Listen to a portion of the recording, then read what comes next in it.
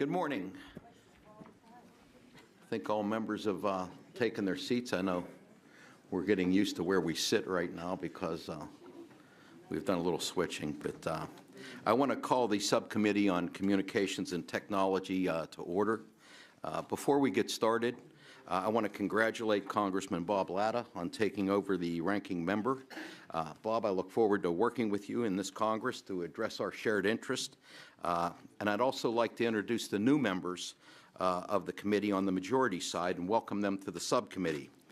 They are Congressman Mark Vesey of Texas, Congressman Donald McKeegan of Virginia, Congressman Darren Soto of Florida, and Congressman Tom O'Halloran of Arizona. And we also have some new friends and returning favorites who have also joined the subcommittee, including Congresswoman Diana DeGette, who is holding a hearing downstairs and probably will not make it up here today. Ben Ray Lujan of New Mexico, Kurt Schrader of Oregon, and Tony Cardenas of California. I look forward to working with all of you. Bob, I yield to you if you want to introduce your new members. Yeah, thank you very much. And Mr. Chairman, I want to congratulate you on assuming the gavel. And I really look forward to working with you. This is, as we all know, this is the greatest committee in Congress, and this is a great subcommittee to be on. So I look forward to working with you. And we all know that the bipartisanship that this committee has exhibited through the years is exemplary. And I think over 94% of the bills that went out of the committee last Congress were bipartisan. So I look forward to working with you. First, I would like to introduce two new members to our subcommittee. First is Congressman Tim Walberg from Michigan. Tim joined the committee last Congress, but this is his first term being on the subcommittee. So, Tim, we look forward to working with you. And, you know, there's always great cooperation, not just because Tim and I share a border. He says I protect his southern flank, which is Ohio. He protects my northern flank in Michigan. So if Ohio and Michigan work together, we can all work together. So, except in the football but we're field. We're not going blue. And also would like to introduce to our new to the committee is Greg Gianforte from Montana. He brings expertise in computer science, electrical engineering, and technology, and so we welcome him to the committee. So, Mr. Chairman, thank you very much, and I yield back. Thank you. Before we get started, I do want to mention some sad news that we got this week. We know our dear friend and former chairman and longtime member of this committee, John Dingell, is now in hospice care as he's being treated for cancer. We want to hold John and Debbie Dingell, who's a great member of this committee, in our thoughts and prayers. Having said that, I want to welcome everyone to the Subcommittee on Communications and Technology's first hearing of the 116th Congress. First of all, I want to thank my colleagues on the Energy and Commerce Committee for making me chair of this subcommittee. I consider it a great honor and a great responsibility to hold this gavel, and I look forward to working with all my colleagues on the committee. I believe we share many of the same goals and values. I believe in the power of competition to spark innovation, expand access, and give consumers a better experience at a lower price. Today's hearing is on net neutrality.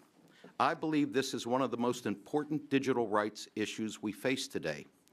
The Internet is certainly one of the most influential inventions ever, and today it touches almost all aspects of our economy, culture, and politics.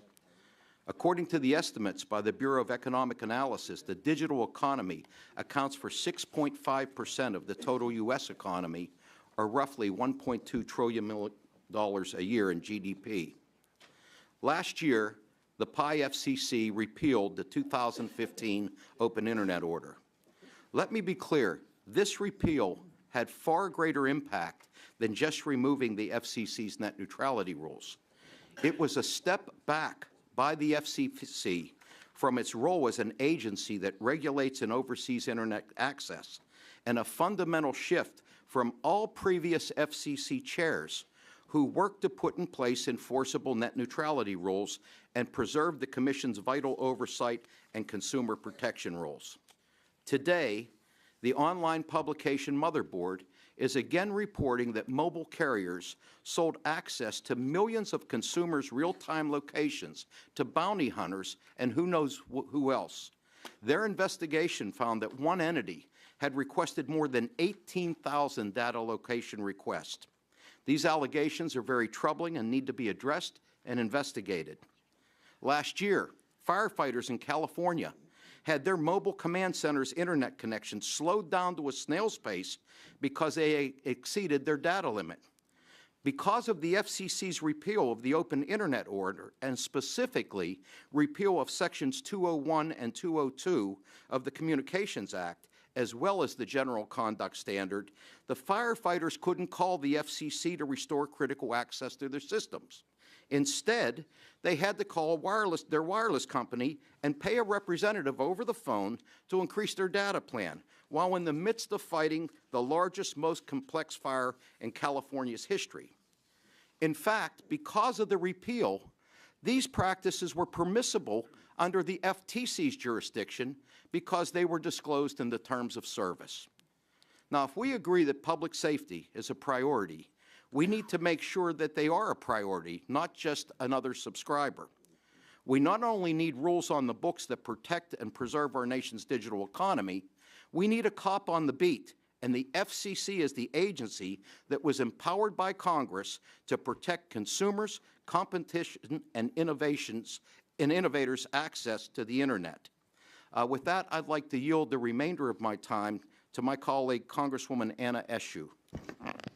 I thank the chairman, and I congratulate you, Mr. Doyle, on being the chairman of this great subcommittee. And it's wonderful for the whole committee to be together today, and I can't think of a more important subject to be examining. I want to reinforce what you just said about what happened last summer. This is a fire department that is part of my district in Santa Clara County. If those of you that don't know the area, you know it by the moniker Silicon Valley. These were Santa Clara County firefighters, and they were battling one of the worst forest fires in the history of the state of California. Now, their data speeds were slashed. Now, just picture what's going on. This is an emergency. This is real red lights and sirens blaring. People's lives at stake, and they weren't able to communicate. The firefighters weren't able to communicate with each other to get the directions they needed to do their jobs. Now, if the 2015 open internet rules, they could have prevented this because there were specific exemptions for public safety. Now, I don't take a backseat to anyone on public safety issues and telecommunications. Congressman Shimkus and I have been on this for more years than we want to count. So, what do we want to chalk this up to? Misbehavior? Bad PR? Listen, this is the United States of America. We have to have a first-rate system that works for everyone. And that's why the 2015 rules, Internet rules, are so important. So that's why this hearing is so important. I thank you, Mr. Chairman, and I yield back. Gentlewoman, the chairman now recognizes Mr. Latta, the ranking member. Well, thank you again, Mr. Chairman, and I'm very glad to see that we're starting off with this subject that has attracted so much attention over the past 15 years. Despite the long track record on net neutrality, I believe there is plenty of room for consensus here. And there is also great need for consensus. In my district, as in many others across the nation, our constituents want us to focus on getting broadband out to close the digital divide. And the uncertainty generated by these years of net neutrality wars is very unhelpful to that goal. So I'm hopeful that this is the year we can finally come together on a permanent legislative solution. I'd also like to welcome our witnesses, especially former FCC Chairman Michael Powell. As chairman, he had the distinction of creating a bipartisan consensus on this subject in 2004. The 4 internet freedoms he outlined for consumers: freedom to access the lawful content of their choice, use applications and devices of their choice, and receive meaningful information about their service plans still serve as benchmarks for what we are trying to accomplish with net neutrality rules. Since then, there have been several attempts to create consensus in Congress, and I think it would be instructive for us to go back and consider some of them as potential starting points for our conversation this year. To that end, yesterday I introduced a bill that closely tracks Chairman Waxman's proposed legislation from 2010, the attempt to add a compromise on this issue from our Democratic colleagues on this committee. Like most attempts over the years in Congress and the FCC alike, the bill focuses on the potential behaviors of concern, namely blocking, throttling, and discriminatory practices. What it does not include is the drastic outlier measure of reclassing broadband into Title II, the part of the statute meant to regulate the monopoly telephone carriers of the last century.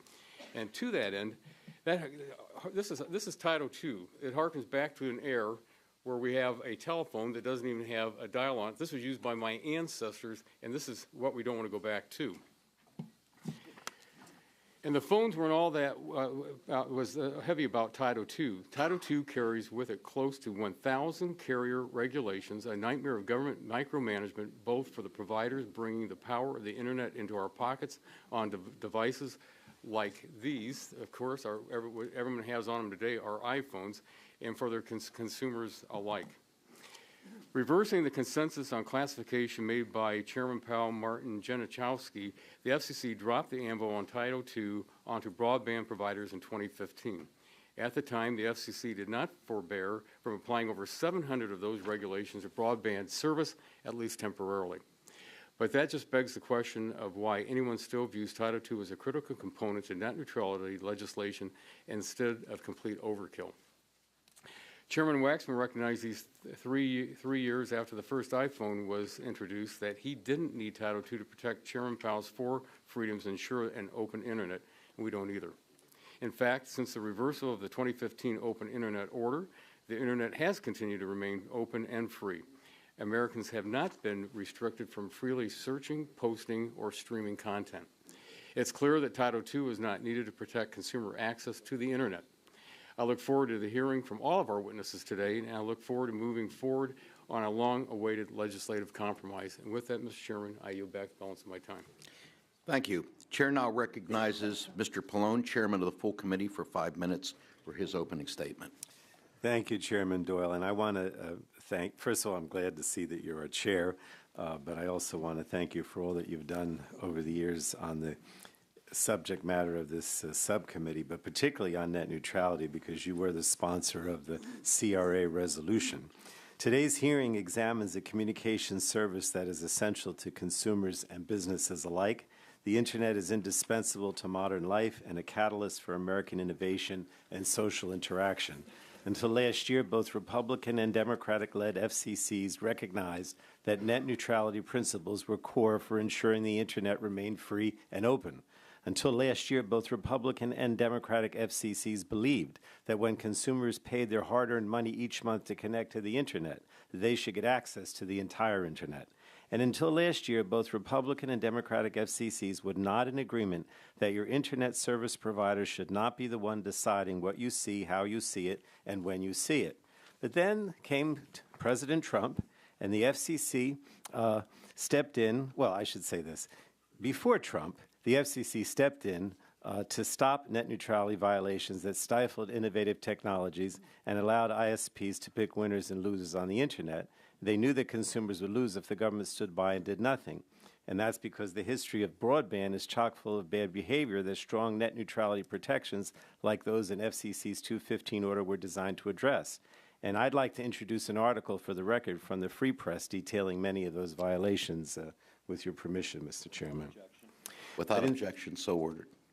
But instead of standing with the American people with the FCC's 215 order, when President Trump came in, the Trump FCC eliminated common sense net neutrality protections under the guise of promoting broadband investment. While ISPs told the FCC what it wanted to hear, its senior executives told a different tale to investors. Hindsight tells us that the ISPs were more honest to Wall Street than the FCC, And despite enormous tax benefits from the GOP tax scam and the elimination of net neutrality rules, many of the largest ISPs invested less in broadband than in previous years. And again, the Trump FCC ignored the millions of Americans pleading for strong net neutrality protections. The agency falsely claimed a flood of pro-net neutrality comments were a denial of service attack. And shortly thereafter, it accepted an onslaught of bogus submissions aimed at skewing the FCC's rulemaking against net neutrality clearly. Now, I just believe that Chairman Pai's mind was made up from the beginning, and the Trump administration's mind was made up from the beginning. I often remember listening to TV one night when I forget that guy who was the President Trump's first press secretary, said, "Oh, don't worry, the FCC is going to repeal the net neutrality rule." And Spicer, he was on Saturday night all the time, and Spicer said, "Don't worry, long before the FCC even took action, we're going to repeal net neutrality." I was always told that the FCC was supposed to be an independent commission and not make up their mind and not have the administration decide for them, before they even decided what to do. But that clearly wasn't the case with President Trump. In the wake of the repeal, the Republican-led Senate passed a Congressional Review Act resolution rejecting the FCC's mistake, and 182 members of the House supported the same. That was Mike Doyle's resolution in the House. But Speaker Ryan ignored the public, and so the American people handed control of the House to Democrats in November, giving us a second chance. Without a change, there is no backstop to make sure big corporations can't use their power over the choke points of the Internet to undermine and silence their small competitors or the political opposition. Consumers don't have anywhere to turn when they're wronged by these large corporations because the FCC took itself off the beat entirely. Consumers are left watching the Internet slowly change in front of their eyes. Research shows many ISPs are throttling streaming video service or boosting some websites over others. Wireless internet providers charge consumers an HD fee just like your pay-for-TV company. And this is all happening when ISPs are on their best behavior because the court is considering whether to overturn Chairman Pai's order, and they know Congress is watching. So I shudder to think what plans are being hatched up for when they think no one is watching. Those plans won't be good for consumers, competition, or innovation. Mr. Chairman, until strong open Internet protections are enacted, our only hope is the millions of Americans who are fed up and will hold Congress accountable for passing strong net neutrality laws. And I look forward to working in a bipartisan manner to return strong safeguards to the Internet. And I want to thank you, Mr. Chairman, because this has always been something that you care so much about. And I know that by having this hearing today that we're going to move forward to have a free and open Internet again. Thank you. Gentleman yields back. The chair now recognizes Mr. Walden, ranking member of the full committee, for 5 minutes for his opening statement. Well, thank you very much, and congratulations on taking over the gavel of a really cool subcommittee. Having chaired this for 6 years, I can tell you it's, well, you can't pick among your children when you're a chairman or the top Republican leader on the committee, but this is a pretty good subcommittee. So I look forward to continuing the work. And I want to welcome all of our witnesses here. I cannot help myself a bit. In terms of presidential pressure on net neutrality, we should not forget the video that President Obama put out. In the middle of the NPRM, Mr. Wheeler had that I believe caused an enormous pivot in November of 2014 after the election, pushing forward toward Title II regulation. Because I know from meetings I had prior to that, that was not necessarily the first course of action that the FCC was headed toward. So I don't know that he ever made Saturday Night Live, but certainly there was presidential push to go toward the 2015 Title II. Look, the Internet has been the single most important driver of economic growth, job creation, and better quality of life for Americans and people worldwide. It's brought us together. It's been amazing in terms of the innovation it's brought in every sector of our lives. And all of that blossomed under a regime of light touch regulation, not Title II, not your grandparents' phone there or whoever's it is. It was light touch. And entrepreneurs and innovators in Silicon Valley and everywhere else didn't have to come to the government and get permission to do what they did that gave us what we had. It was only under the Wheeler regime that we got this heavy government approach and asked the government first idea under Title II. I'm delighted that my friend Joe Fresnel could be here from Eastern Oregon Telecom. He made the long trip from Hermiston, Oregon, And he has a very important voice in this debate about Title II and about how we close the digital divide in rural America. Now, I know my colleagues on the other side of the aisle like to throw big rocks at anybody that's a big corporation. Well, you're talking to the small operator here. Now, in Eastern Oregon, we might consider him to be a big operator, but these are the kind of people, the ISPs, that are putting things together to close the digital divide in difficult-to-serve areas. And so thanks for being here, and I want to welcome the other witnesses, and especially former Chairman Powell be here as well. You actually created bipartisan consensus on this back in 2004. And I think the principles you put forth then should guide us today. And so I'll look forward to your testimony as well. And I think we should be able to agree on this committee on bipartisan solutions we could put in statute to stop bad behavior by ISPs. As Mr. Ladd outlined, Title II is the outlier in our debate. It throws away 20 years of bipartisan consensus that built the modern internet, and it replaces it with an authority that dates back to the early 1900s used to govern monopoly telephone companies. It may sound innocuous, Title II, but it gives enormous power to the federal government and unlimited authority to micromanage every single aspect of a provider's business, including rates. There's nothing neutral about that kind of authority. For 15 years, every attempt at legislative compromise from both sides of the aisle has addressed rules on blocking, throttling, and discriminatory behavior like paid prioritization without Title II authority. But efforts to reach agreement have unfortunately failed. I acknowledge there might have been times when our side should have accepted some offers, but the same could be true and said for the other side. That's why I have introduced the offer I made in 2015, which codifies the FCC's protections so they are not subject to changing administrations and commissions. The bill prohibits blocking, it prohibits throttling and paid prioritization, and requires that ISPs be transparent in their network management practices and prices. This is the offer, by the way, that's been on the table that preceded Mr. Wheeler's 2015 proposal. If my colleagues don't agree to this, that's the right starting point. And my friend Mr. Latta has introduced legislation drawn directly from former Chairman Waxman's proposal from 2010 that he also filed with the FCC, as then Chairman Janikowski was drawing up the 2010 offer. Of course, as a former state legislator, I realize that some of the best ideas actually come from our states. And in this case, my neighbor to the north, Washington State. My colleague, Ms. Rogers, has a bill that would give you the Washington State net neutrality rules from 2018. So it's important to point out that Washington State has a bicameral legislature in which Democrats control both houses as well as the governorship. As a permanent legislative solution, we should make that our goal, to produce in good faith what our colleagues have talked about all along. So I'm once again asking my friends across the aisle to work with us on a bipartisan solution. And let me close with this.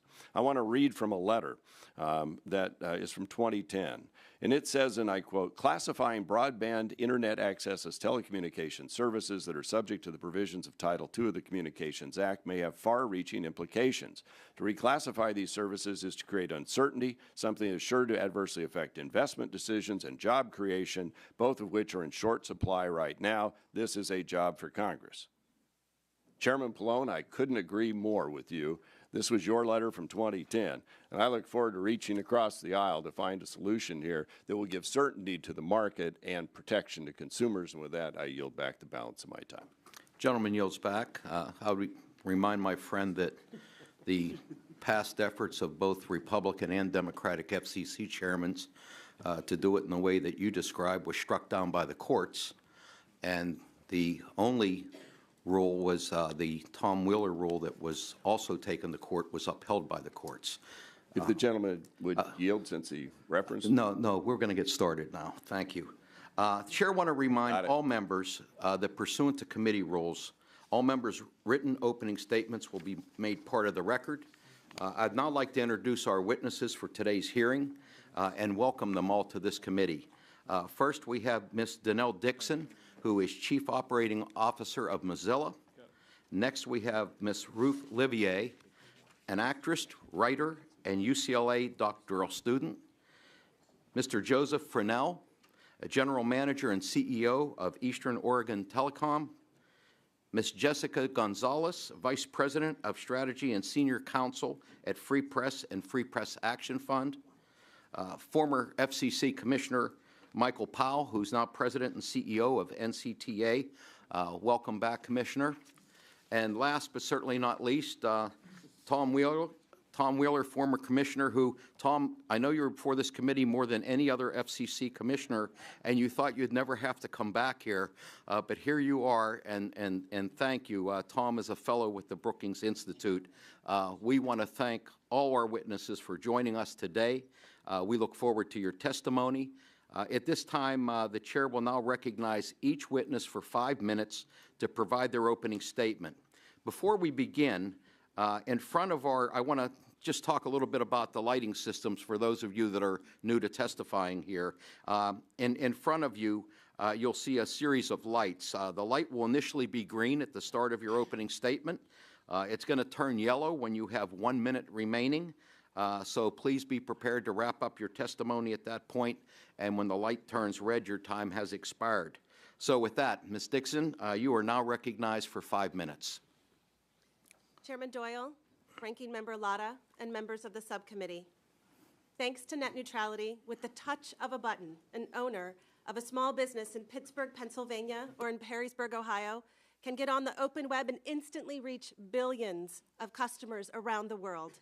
She doesn't need to negotiate with multiple ISPs to make sure none of those customers are blocked from shopping on her site.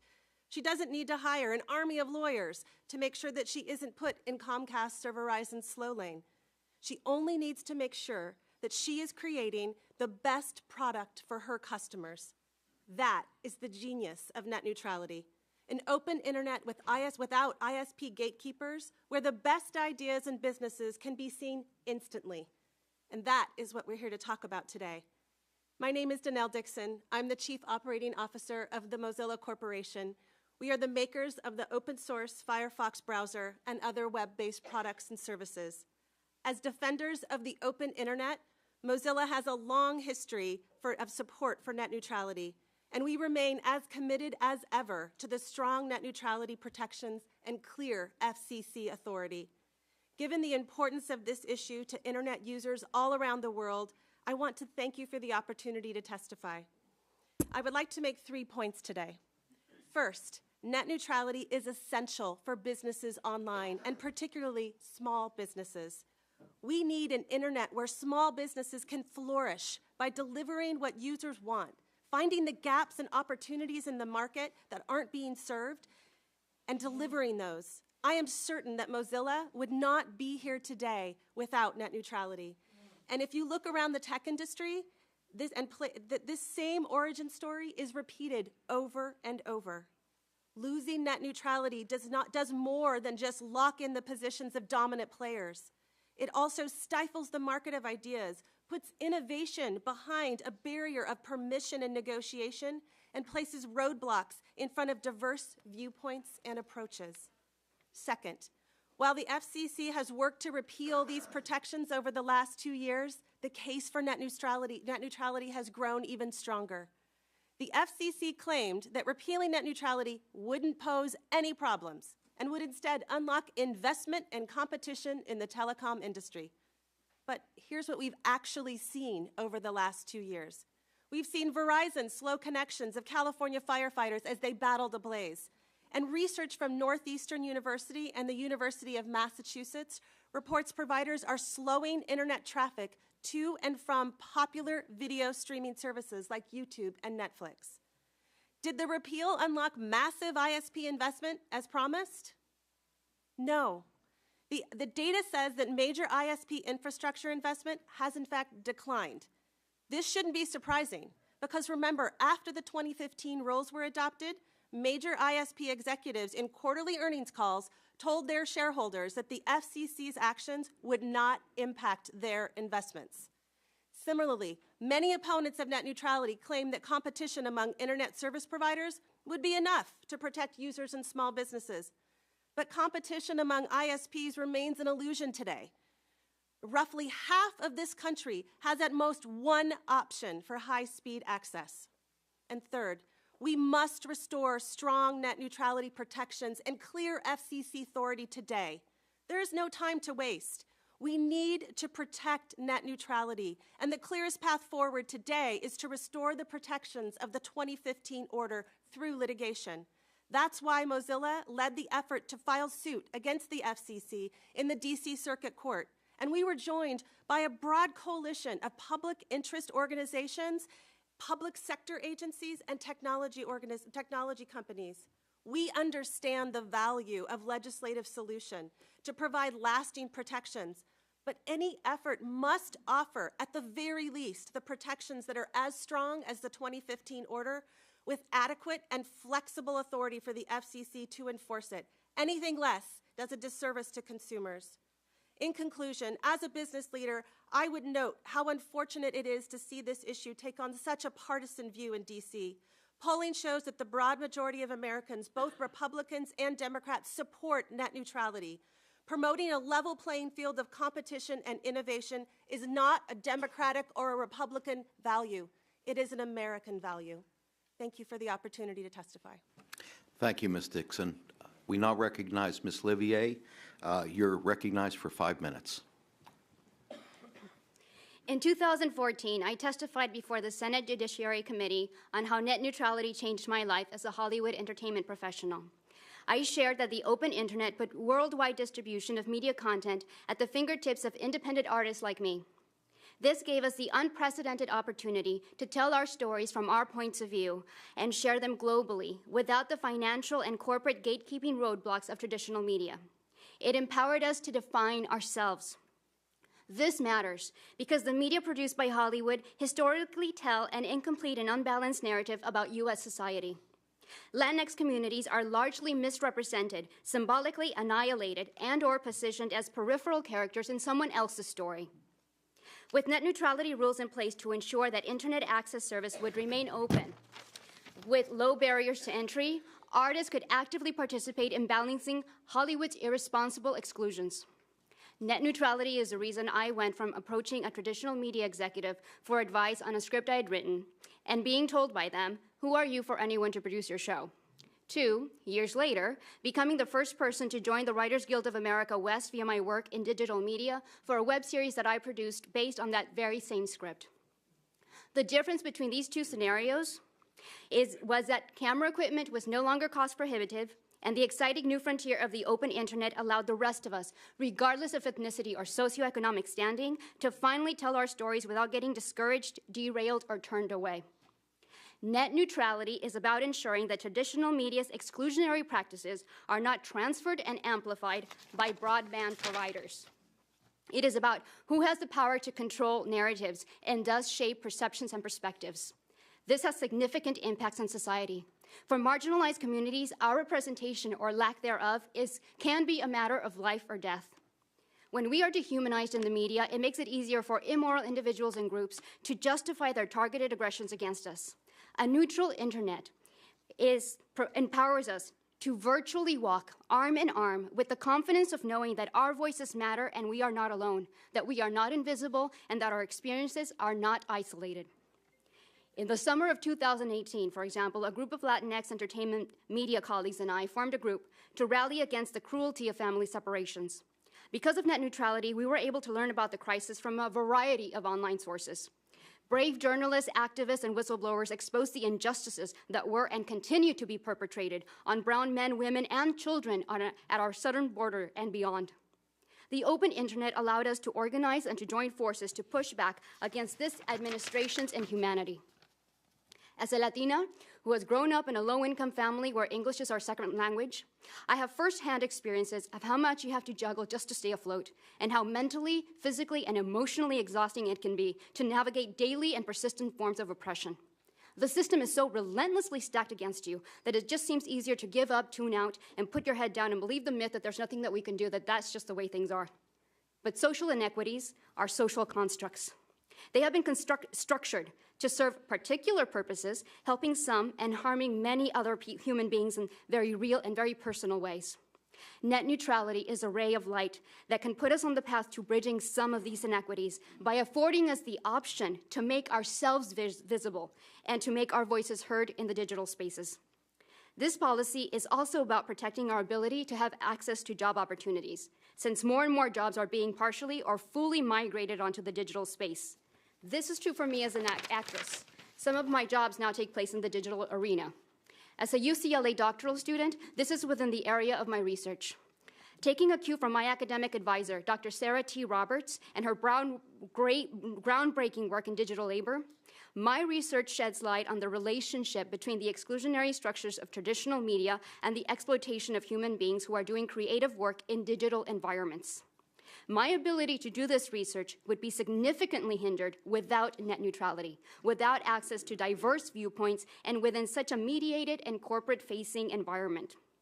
A few powerful internet service providers should not be entitled to mediate our voices, to frame discourses in order to serve their interest, nor to decide who or what is worthy of being visible and or invisible in our society, or under what conditions.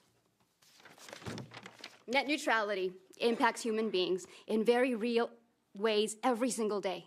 It impacts our ability to participate in society, to make a living, to connect with our loved ones, to earn an education, and to collaborate in pushing back against social inequities. Market discourses serve the market and are designed to keep conversations within certain parameters. I'm here to participate in highlighting the human impacts of net neutrality because things look different from a human perspective. Thank you. Thank you very much. We now recognize Mr. Fresnel. You're recognized for 5 minutes. Good morning, Chairman Pallone and Doyle. Good morning, Chairman Pallone and Doyle, Vice Chair Matsui, and Republican leaders Walden and Latta, and members of the subcommittee. Thank you for the opportunity to appear before you today. It's an honor to be here and talk about net neutrality and the consequences of applying Title II to the Internet. The application of Title II as part of net neutrality had a dramatic chilling effect on rural telecom in the Pacific Northwest, and I suspect the same could be said of the rest of the country. The uncertainty of the regulatory environment, even on non-regulated telcos and internet service providers like Eastern Oregon Telecom, made investors hesitant to invest in the telecommunications sector. Further, the ill-informed public fervor and fears surrounding the net neutrality subject precluded any objective discussion of the topic. This resulted in distrust of and anger towards ISPs like my company that had never manipulated their networks or internet protocol traffic in any anti-competitive nature. It also prompted state legislation forcing net neutrality practices on local providers who, again, had never violated the public trust and had no interest in anti-competitive behavior. All of this took place without the ability to have an objective discussion about the scope of the problem and how to address it without harming the internet, all because of the fear-mongering by those who didn't fully understand the subject or had other reasons for advancing Title II application to the internet. Yes, I believe Title II had begun to harm the internet in the U.S., and a reapplication of it has the very real possibility of resulting in unforeseen and irrevocable damage in the future. I applaud your interest in having an objective conversation about the subject in this hearing today. Since the repeal of net neutrality, investors have been much more willing and perhaps eager to invest in rural telecommunications. Additionally, my company has been able to focus on continuing to provide exceptional telecommunications and is currently expanding into other markets that are underserved. We do this with confidence because we don't have to concern ourselves with unnecessary regulatory interference and the draining cost of reporting and compliance. I believe that Title II does not have to be, nor should it be, part of the solution to the problem of bad behavior by a few internet service providers. Such application of Title II would not just be damaging, but also unnecessary. When I say unnecessary, I say so because my company does not participate in the bad behavior that started the net neutrality debate in the first place. In fact, I don't know of any rural provider in Oregon who does. Nevertheless, I do believe that further discussion on the topic of prioritization of traffic is warranted.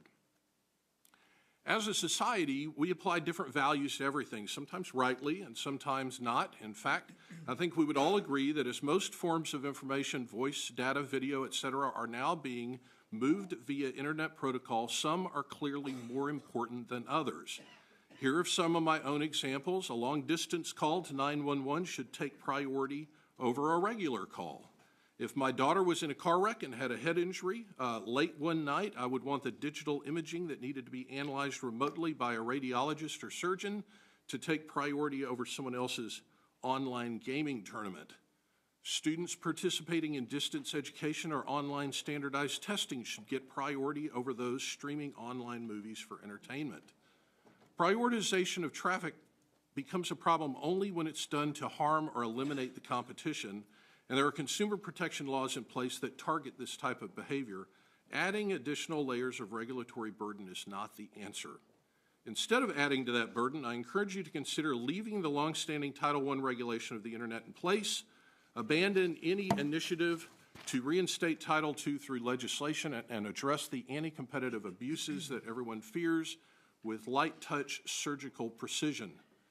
Finally, I would be remiss if I did not advocate for initiatives from this committee specifically designed to promote competition in the marketplace. Giving consumers choices for their Internet service offers the greatest mechanism for rewarding the good performer and punishing the bad performer. If enough customers choose to leave, the bad performer will either adjust their behavior or go out of business. Only robust competition in the marketplace ensures innovation, lowers prices, and ensures excellent customer service. A complacent monopoly has no incentive to change. Robust competition is the answer. I'd be happy to answer any questions you may have. Thank you. Thank you very much. Ms. Gonzalez, you now have 5 minutes. Thank you, Chairman Doyle and full committee ranking member Walden, calling him out on the way out, excuse me. Members of the subcommittee, thanks very much for having me. I'm here today on behalf of Free Press's 1.4 million members who are calling for reinstatement of the FCC's 2015 net neutrality rules and the return of the FCC's legal authority to protect us from ISP discrimination and abuse. I'm also here as a Mexican-American woman from a working-class family. My father grew up in a Los Angeles suburb where Mexicans were not allowed to live. I understand that millions of people who came before me, including members of this House, past and present, have fought against discrimination and for other causes that enabled me to be here today. I say this to underscore that what we're doing here really has impacts on real people's lives. The U.S. government has a long history of discrimination and racism.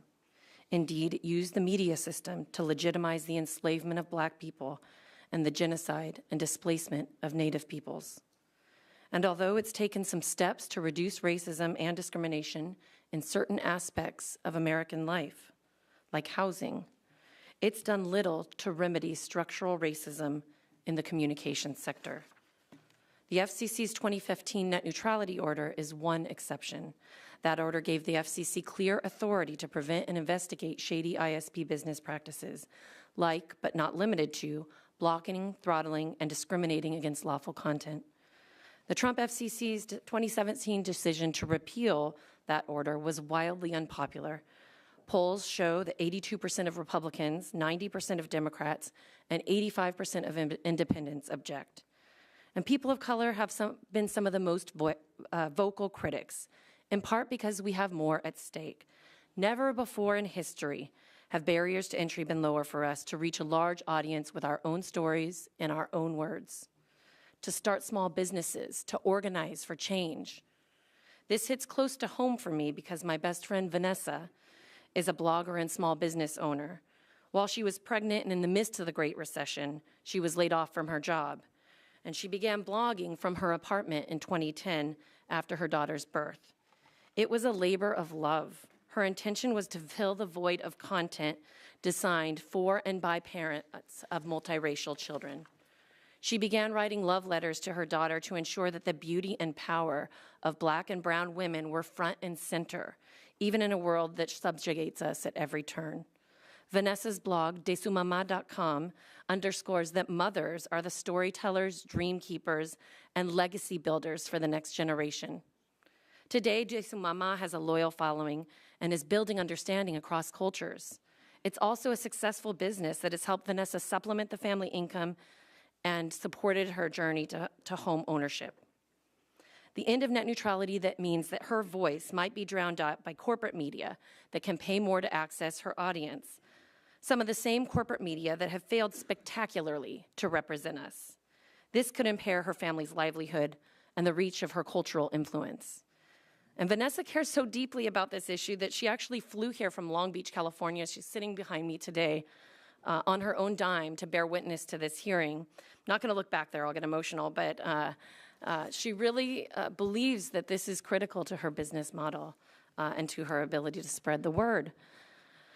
So I'll get on to the lawyer points. In my testimony, I go into great detail about how ISPs have abused their power when net neutrality is not in place. I'll give just a few examples here. We've seen Comcast secretly block and slow file sharing apps. We've seen Metro PCS announce plans to block streaming from all providers except for YouTube. AT&T said it would disable the use of FaceTime over cell connections unless their customers paid for higher cost options. AT&T, Time Warner Cable, and Verizon deliberately limited capacity ISP interconnection points, throttling Netflix. And those are just a few examples. And since the 2017 repeal, we've seen some seriously suspect ISP behavior that my colleague Danelle already touched on. But because the FCC's sworn off its authority to protect broadband consumers, it doesn't even have the power to investigate and look into this. And the real shame of this whole thing is that net neutrality was working. Chairman Pai's justification for the repeal was built on a mountain of lies. Pai promised us that ISP investment and deployment declined under net neutrality and would expand following its repeal, but the numbers are in, and that's just not true. I hope this new Congress seizes the opportunity to right the wrongs of the Pai FCC and restore fundamental protections to Americans. Thank you. Thank you. Commissioner Powell, you have 5 minutes. Mr. Chairman, members of the committee, it's always an honor and a privilege to be with you. I also send my prayers to the Dingles. John Dingle's a dear friend and was a lion of the legislature, and our thoughts are with him. To be clear, the virtues of an open internet are simply unassailable. It has proven to be one of the most democratizing forces we have ever known, putting the power to innovate in the hands of billions. The ISP industry is proud of its role in building that network, and engineering it to be an open platform has been good for society, and it has been good for the bottom line.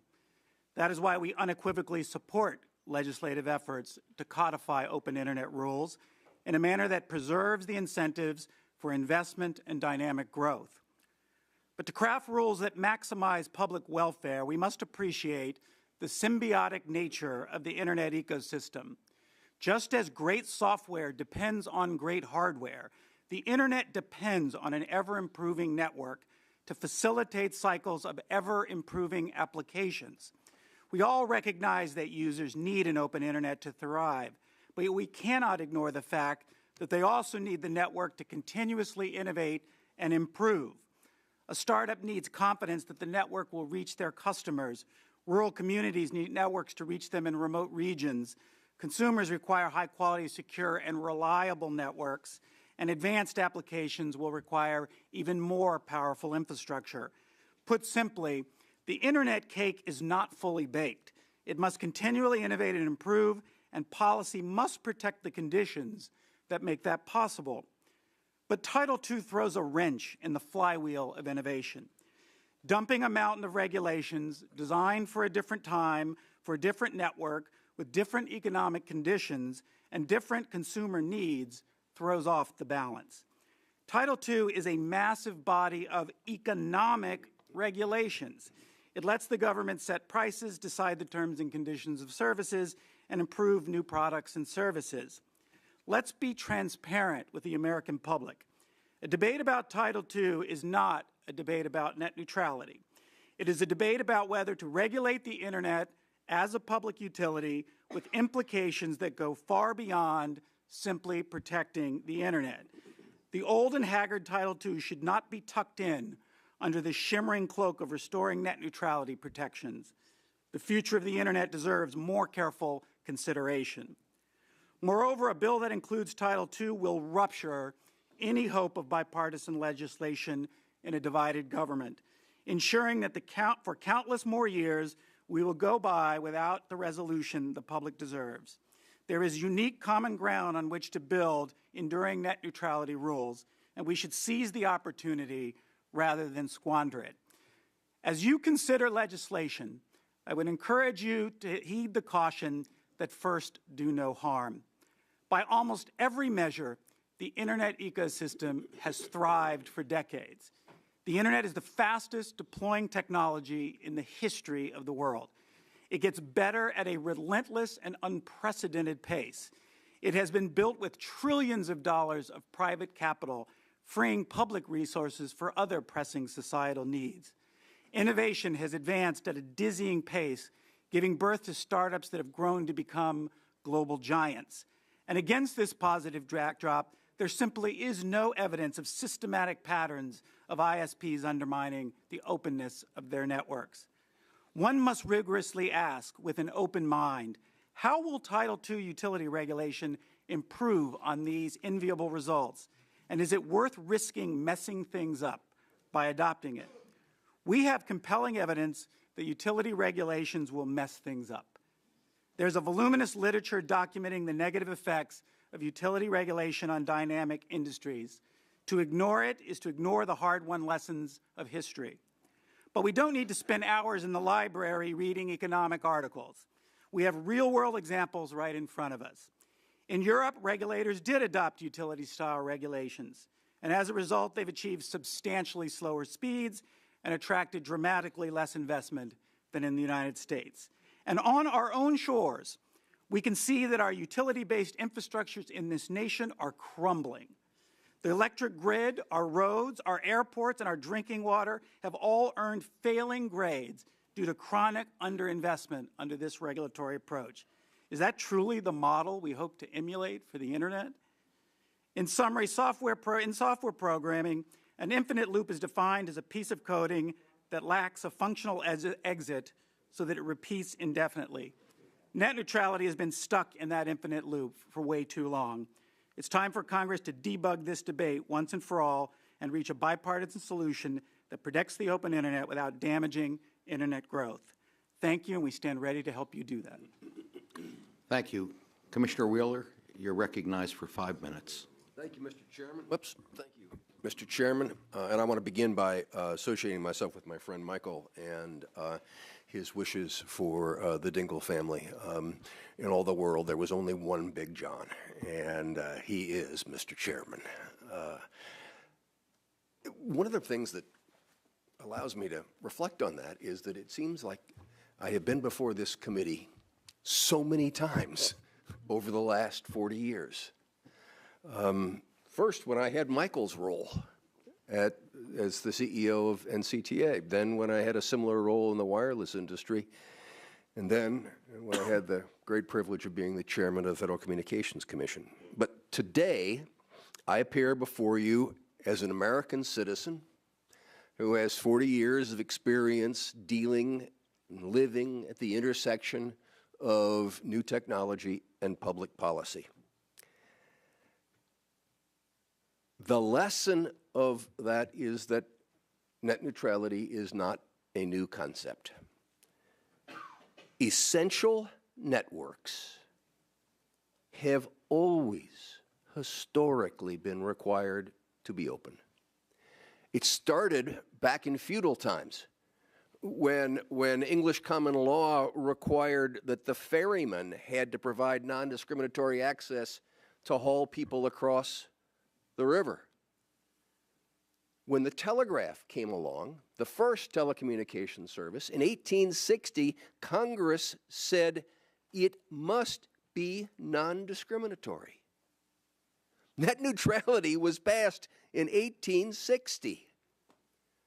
When the railroads became the dominant network, Congress again stepped up and said, open and just and reasonable are the rules that have to govern that network. And of course, in the Communications Act of 1934, openness and just and reasonableness was applied to the telephone network.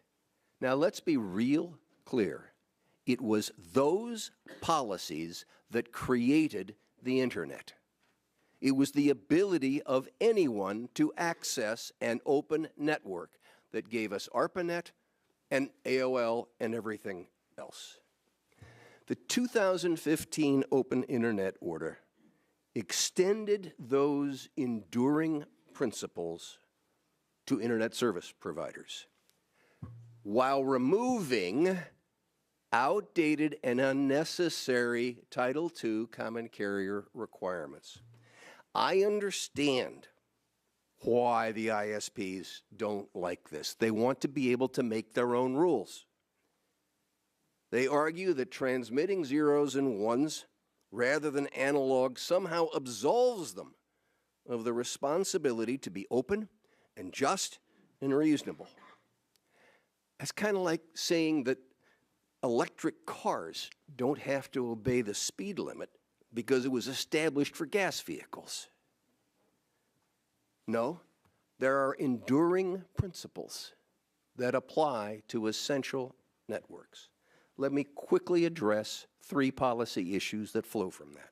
1, the game is being played that we're dealing with an information service as opposed to a telecommunications service. It's clear what that effort is, to shoehorn the ISPs into a less regulatory structure. It is a phony construction.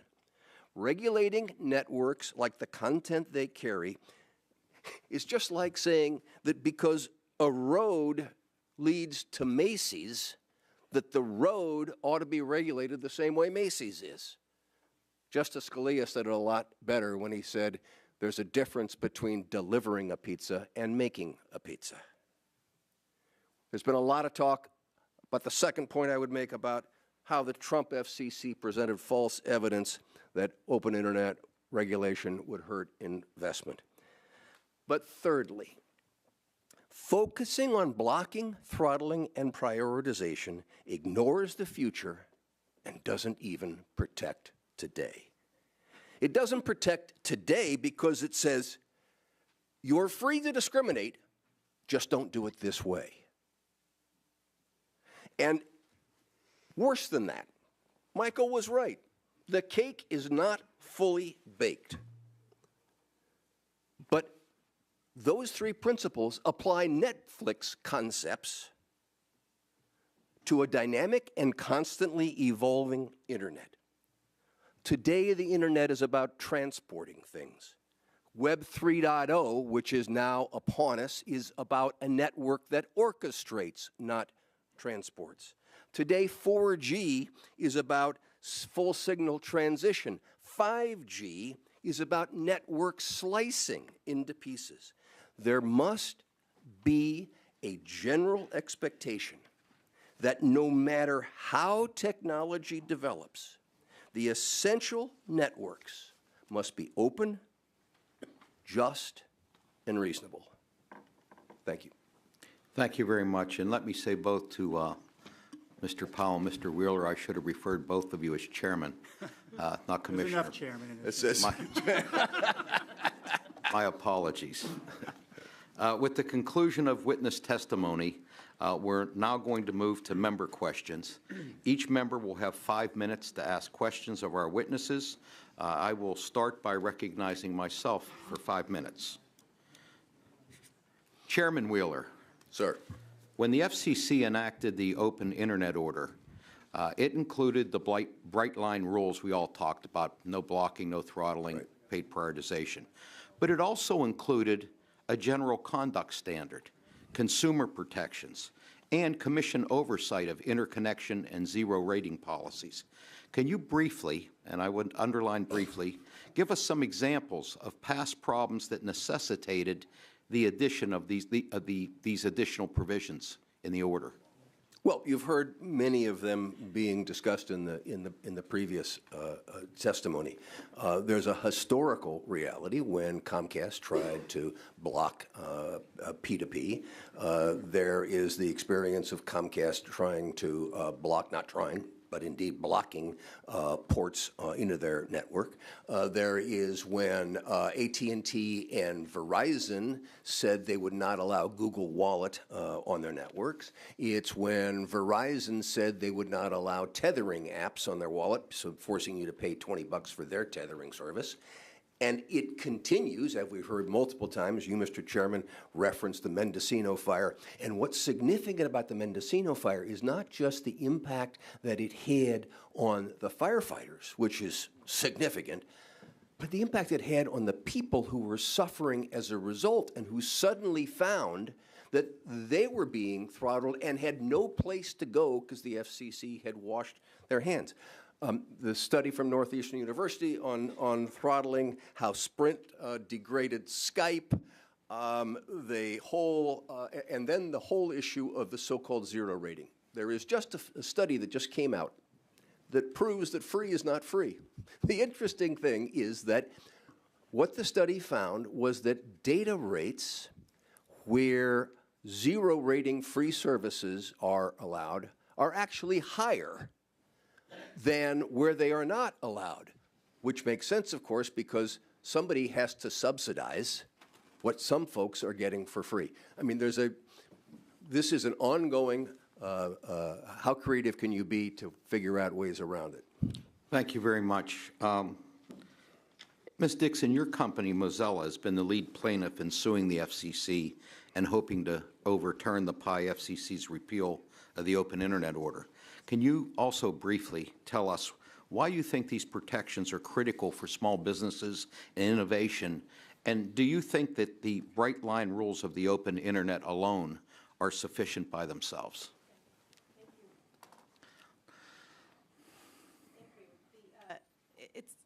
The bright line rules are just 3 things we can rattle off very quickly and then ignore the fact that those bright line rules you can get around those rules. There are loopholes everywhere. So they are not sufficient. Governance is incredibly important in this area, and you cannot rely on the FTC consumer protection because it takes years for those things to correct harms that occurred years before. So you have to look at how we can stop the harm from occurring so that Americans don't have to suffer during that time. And then we lose years of innovation and opportunity because net neutrality rules wouldn't have been in place during that time period. So we can't actually make up for it by relying on the consumer protection statute. So there's a lot in there that needs to be looked at with respect to it. I believe very firmly that Mozilla actually wouldn't exist today if net neutrality hadn't been in play. So I'm going to talk about that from the small business angle. We started 17 years ago or so. We did it because Microsoft had 99% of the market share with respect to browsers. And we wanted to give users an opportunity for choice. And if Microsoft, for example, had been able to negotiate with ISPs during that time to say, let's just throttle or make it harder to get access to our download page, we wouldn't be here. The Open Internet rules, while they might not have existed in the order as of 2015, they were status quo. That was how we operated. That is what the Internet was built on.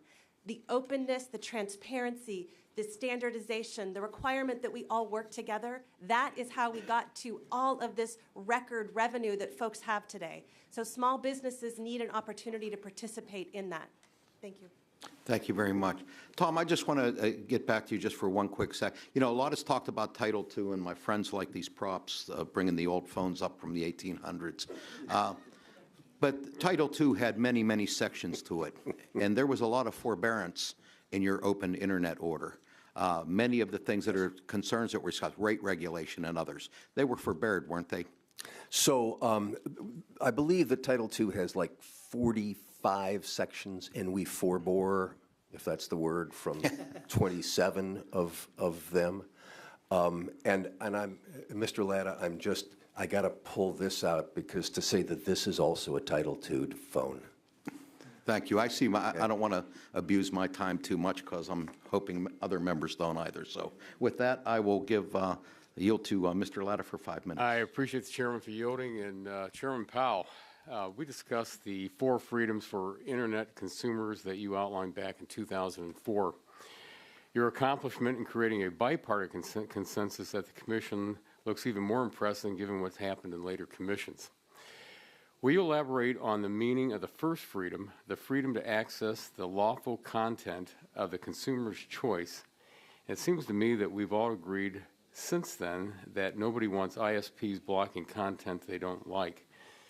In your opinion, is there a serious threat to free speech on the Internet today? And if so, where's it coming from? I think that rule was a predecessor to what's ultimately morphed into the no blocking, no throttling, paid prioritization concepts. It's important to remember historically at the time that we were announcing this, the Internet was just burgeoning as a commercial service, and it was really important to try to create a set of customer and corporate expectations about how the engineering aspects of the Internet should evolve. We did that, and I think that proved successful. In fact, not recently, Reed Hastings of Netflix said quite squarely in his own earnings call that he believed the consumer expectation of net neutrality was so strong, even the repeal of rules wouldn't threaten them as a company, and noted that many countries don't have net neutrality rules in which they operate under open environments quite successfully because of that expectation. Our rules were intended to generate that expectation at a time when things were new. And I would highlight so many of the examples we hear about today about the flourishing invention of Mozilla or other products and services all took place during a period in which there were no net neutrality rules, in which the fact exists that if you believe ISPs had the incentive and ability and desire to block content, throttle it, and impose paid prioritization, they were free to do so for over 20 years with the creation of every product from Google to Uber. And nonetheless, those products thrived and survived. I think it is a misnomer that ISPs do not have a corporate self-interest in an open internet. To be blunt, they've made a whole lot of money on an open internet because when you build a network with sunk costs, you're rewarded by filling that network with as much content as possible, and creating artificial scarcity just simply doesn't make economic sense. Thank you. Could I agree with my friend, Mr. Powell? No, not your time. Okay. Continue on, Chairman Powell. New applications are becoming possible with advanced networks such as self-driving vehicles, remote surgery, and augmented reality. These will require extremely time-sensitive network management. What impact would the 2015 FCC rules, if they were restored, have on these applications? Well, I'd like to be really clear, particularly on behalf of the cable industry. We don't dispute or dissuade anybody from pursuing strong net neutrality codified rules that can be enforced. The only thing that we have an objection to is the ill-considered application of Title II. Now, in credit to my colleague, Tom Wheeler, he was a regulator. He had a different problem than you have. He had the problem of finding a source of limited authority in order to embrace the rules after a series of court cases that questioned whether they were acting beyond the authority that Congress had ever given them. This is not a limitation that applies to the United States Congress, whose power is unbounded by anything other than the Constitution. So the restoring of net neutrality is also restoring a sort of clever parlor trick to give the Commission FCC jurisdiction where you otherwise did not provide it. But writing on a blank slate, as you have the power to do, there's no need to import those steps in order to create effective rules. And so the restoring of them as is would create the same problem of unbalancing the flywheels of innovation I mentioned in my opening statement. Let me just ask you one quick follow-up. You know, when you worked on the Four Freedoms, how did you get that consensus at that time? Yeah, how does one ever get consensus? I think what I would tell you is that I think one of the things we've forgotten as lawyers have taken over the net neutrality debate.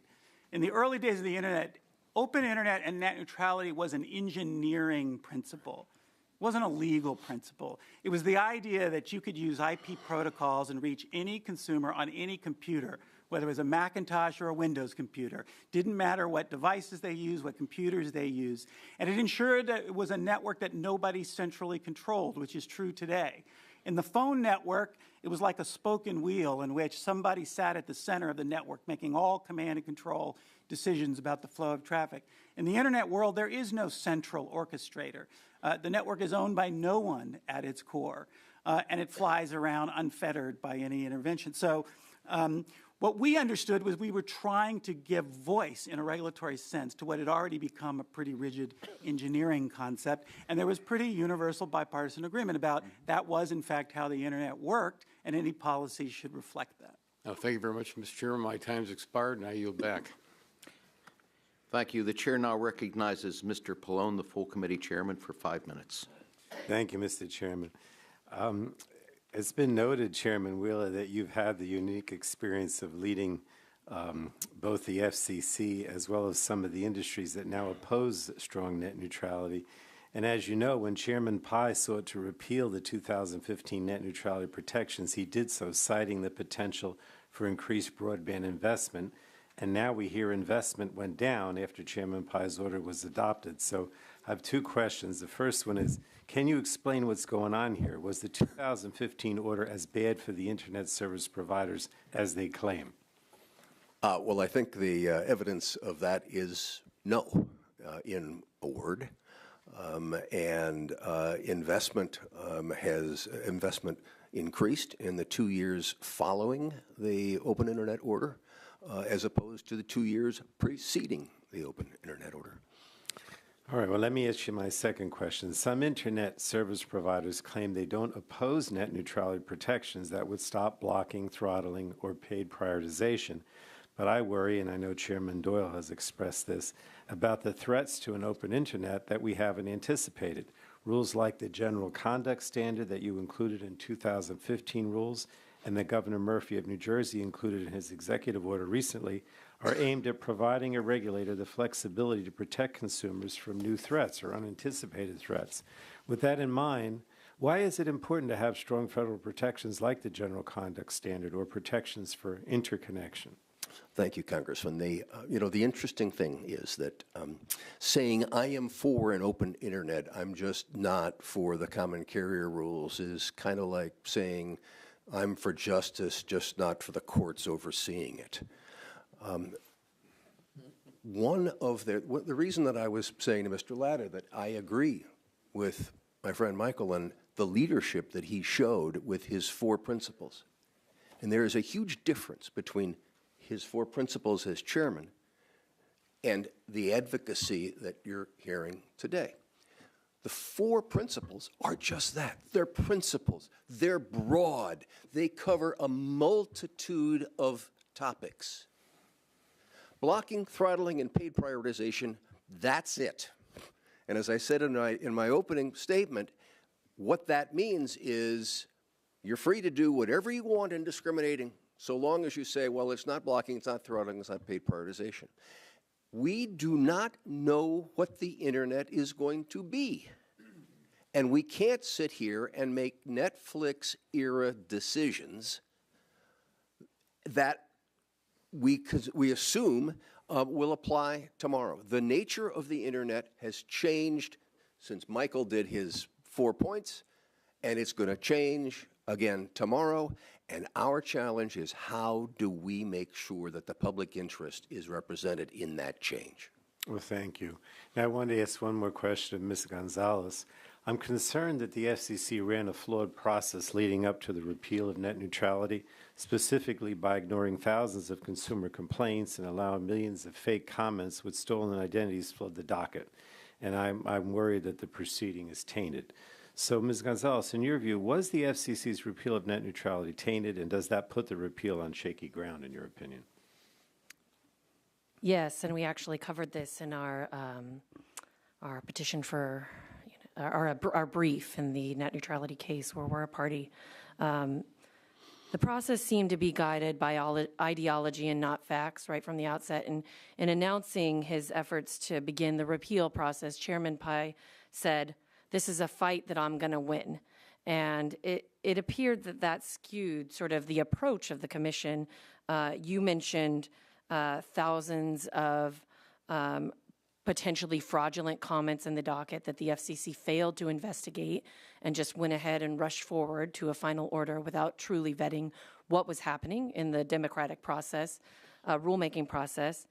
The electronic comment filing system that allows the public to weigh in went down the same night that John Oliver covered net neutrality on his show. And thousands of net neutrality complaints that had been filed by consumers with the net neutrality ombudsperson were not put on the record. The only reason we ever heard about them was that International Hispanic Media Coalition filed a FOIA request and analyzed those documents and found that what they showed was that people, the public, understand broadband internet access as a telecommunications service. So I too share your concern that it was a flawed process and that it puts it on shaky ground. Thank you. Thank you, Mr. Chairman. Gentleman yields back. The chair now recognizes Mr. Walden, the full committee ranking member, for 5 minutes to ask questions. Thank you, Mr. Chairman, and I want to thank again all the witnesses. Mr. Fennell, according to Ms. Gonzalez's testimony, and I quote, ISP's own deployment investment data show the Title II reinstatement and the 2015 net neutrality rules did not slow down deployment speed, upgrades, or overall investment by ISPs. And she's relying on her own figures or the organizations or wherever you got the data. I'm not questioning that, but what I want to know is, Mr. Fennell, from your standpoint as somebody on the ground doing build-out, what did you see during this period? Thank you, Congressman Walden. So, it's interesting because I've read the U.S. Telecom report on investment, and it shows a different, or tells a different story than what I'm hearing here today. And so I don't know which set of numbers is right. All I can talk about is what things look like for Eastern Oregon Telecom, trying to bridge the digital divide, doing the work in these very remote areas. And when I say remote, it's a different definition than what we have in the East. And I grew up a lot out here, so I know the difference between East and West. And we're talking about frontier areas and how do we serve those folks. And so as the discussion about applying Title II and net neutrality rules, and again, the biggest issue for Eastern Oregon Telecom has been Title II, not fairness of the internet. But I could not get loans from the bank during the net neutrality debate and during the net neutrality period. It was only as we started to hear the commitment from the new FCC to repeal Title II that we started to see the cash open up and availability. And quite frankly, for more than a year, I never got an offer from a single equity investor. Now I get them weekly almost, and investment cash flow has been freed up. So there had, at least from my perspective, there was a dramatic impact and it's changed. Thank you. Chairman Powell, Mr. Powell, a couple of things. One, we heard how Title II wasn't all that bad because so many of its provisions were forbeared by the then Wheeler FCC. Could another FCC change its mind in terms of what would be forborne or not? I believe so. It's a discretionary act of the commission. Would that require a full rulemaking to determine that, or could a chairman do it? I think it would require a full commission vote. But they could do it on their own. Does that create uncertainty going forward? Well, obviously it does. I mean, I think we could play a game about how many rules get forborne from, but what's important to remember is it's not the volume, it's which rules got forborne and which ones don't. Rules that didn't get forborne from do allow for lawsuits and challenges to rate-making proceedings. It allows the commission to opine on all terms and conditions of service to determine whether they are, quote, just and reasonable. Almost all powerful net neutrality, all powerful Title II rules are derived from Section 201 and 202, which remain in force. So is it possible under Title II that phone traffic on the internet could be subject to fees like USF? Well, in fact, under the USF statutes, if you are a telecommunications service provider, it is mandatory under congressional law that you charge contribution factors to internet service. So, put this more simply, consumers on the broadband internet today, or for the last 20 years, have not seen that morass of phone charges, taxes, and fees that you see on a typical phone bill.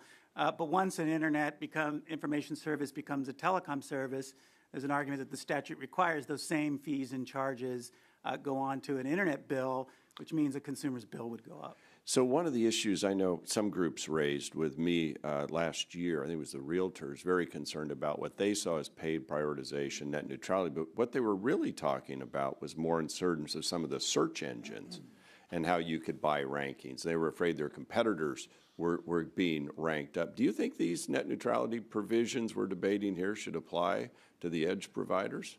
Well, I do. I've always been stunned at the lack of comparison between the alleged behavior of ISPs with regard to neutrality and the actual demonstrable behavior of edge providers with regard to the same principles.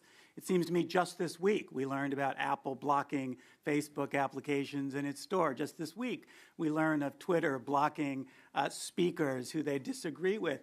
All those companies have subjective policies that determine who they allow to speak on their platforms and who don't.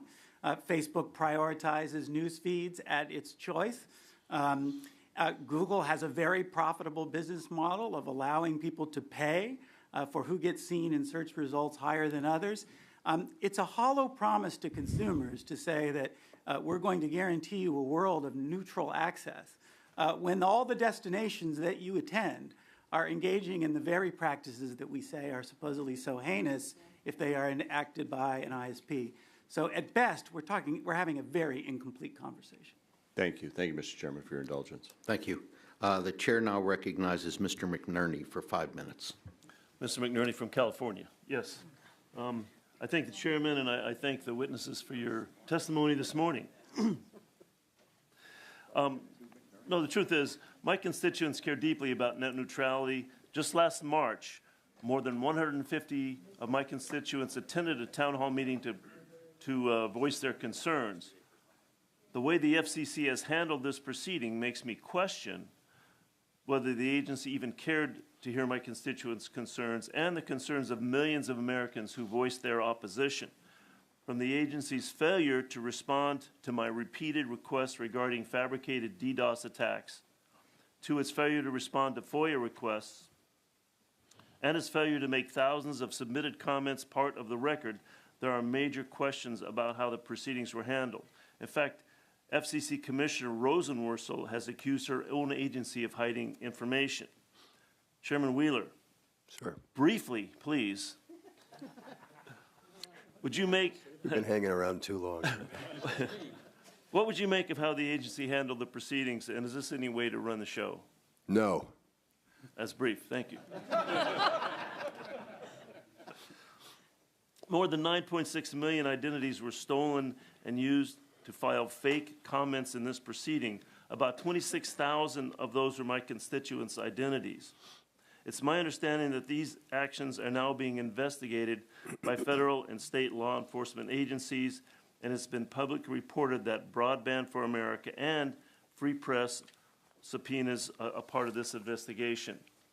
Chairman Powell, what is the NCTA's relationship with Broadband for America? We're a member of it. Does Broadband for America still exist? Yes. Is Broadband for America complying or its former representatives complying with subpoenas and document requests for the investigation? Yes, my understanding they are. Good. Did the NCTA ever engage Broadband for America to submit fake comments using stolen identities in this proceedings? Absolutely not. Okay, well, we'll be looking into that, Mr. Powell. Welcome it. Ms. Gonzalez and Mr. Powell, did either of your organization's consultants or members pay for fake comments using stolen identities to be considered to the docket? Ms. Gonzalez? No, sir, absolutely not. Chairman Powell? No, sir. Thank you. Ms. Gonzalez, my home state of California is prone to a number of natural disasters, from devastating wildfires to floods and earthquakes. During times of emergency and in the weeks and months that follow, people immediately rush to the web to check evacuation routes to see if their loved ones are safe and to find out if it's even safe to breathe outside. Ms. Gonzalez, if some information sources are taking priority because they paid for it and are unrelated to safety information people are trying to access in these circumstances, how might people's access to such information be affected?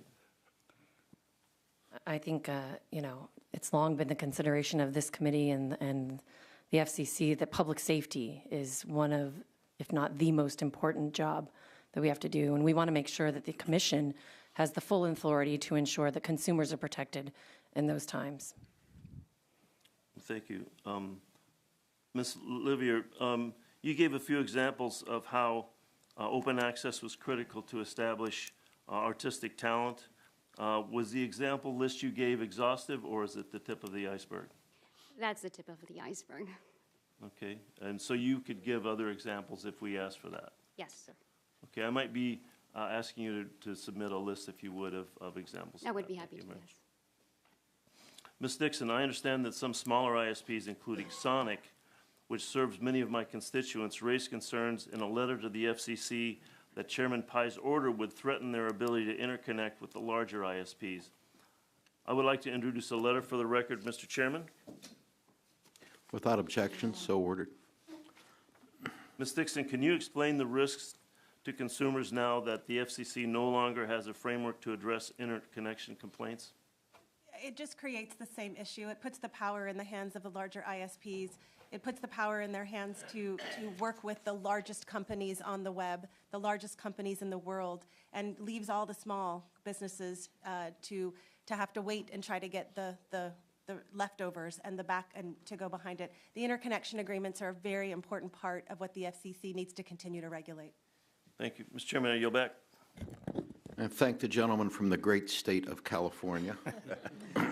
Chair now recognizes Mr. Shimkus. Thank you, Mr. Chairman. First, I want to make sure we recognize Marsha Latta, who's observing her husband's ascension to the leader of the telecom subcommittee, and he didn't do that. We usually forget our spouses in public speaking engagements, so I've learned that that's a bad mistake. Secondly, to the new members of the subcommittee, this is why this is a great full committee, and this is why this subcommittee, I mean, we've got really very articulate experts. We're trying to wrestle with an issue.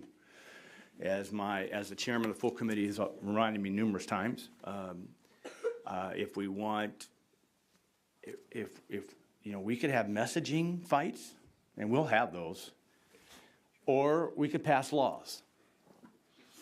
And when we were in the majority, I learned from that, because when I had to pass things through my subcommittee, I had to reach for that bipartisan compromise. If we wanted to pass a law, if we want to have this fight and pull our hair out, I taught high school. For a bill to become a law, the president has to sign it. He's not going to sign this. So I think what our attempt is to say is, where do we go to the middle? Where do we address these real problems? Now, I sympathize a lot with Mr. Furnell, because I represent 14,000 square miles in southern Illinois. And Ms. Dixon, Mozilla is a foundation. Does that mean it's a not-for-profit? We are owned by a non-for-profit. Yeah. So a lot of my communication providers are not-for-profits, just like in districts like Mr. Furnell, where I understand the approach to small business. Our approach to small business is those small businesses in towns that don't even have access yet. And Chairman Wheeler or Chairman Powell know that I've been focused all on my life about mapping. Let's find out where we have service and where we don't. Yes. And then where do we find out how fast that service is? So that when we have these battles, Anna, do you want time? Okay, I thought you were trying to, I thought you were. So if we're going to be involved, how can we help get that full build out? It'd be helpful to everybody. So I've always been focused in this debate about how do you build out? How do you get the fiber into the ground? And I'm not as smart as y'all, but I know that that's private sector dollars that do that. And there's got to be an incentive for them to lay the fiber. And fiber is a lot better than coaxial cable. And there's more information going out. So I would hope and I would plead that we eventually get through the emotion, which I'm not discounting, and we focus on fixing this problem. Because if I finally get my small businesses connected in Gallatin County, old Shawneetown, right, they're going to want to have full access. But I got to get them access first. Otherwise, it's kind of moot point to some of us who represent rural areas. So I just hope we get there. You know, we're having this big fight on border security. And one of the responses is walls, fencing, and some is smart technology. Now, the southern border, as you probably all know fairly well, is pretty rural. If you're going to use drones, I mean, and this is one of the Democrat responses is, let's do smart technology, let's do drones, let's do technology, let's cameras, and let's see who's coming. That'll require a lot of investment and a lot of build out.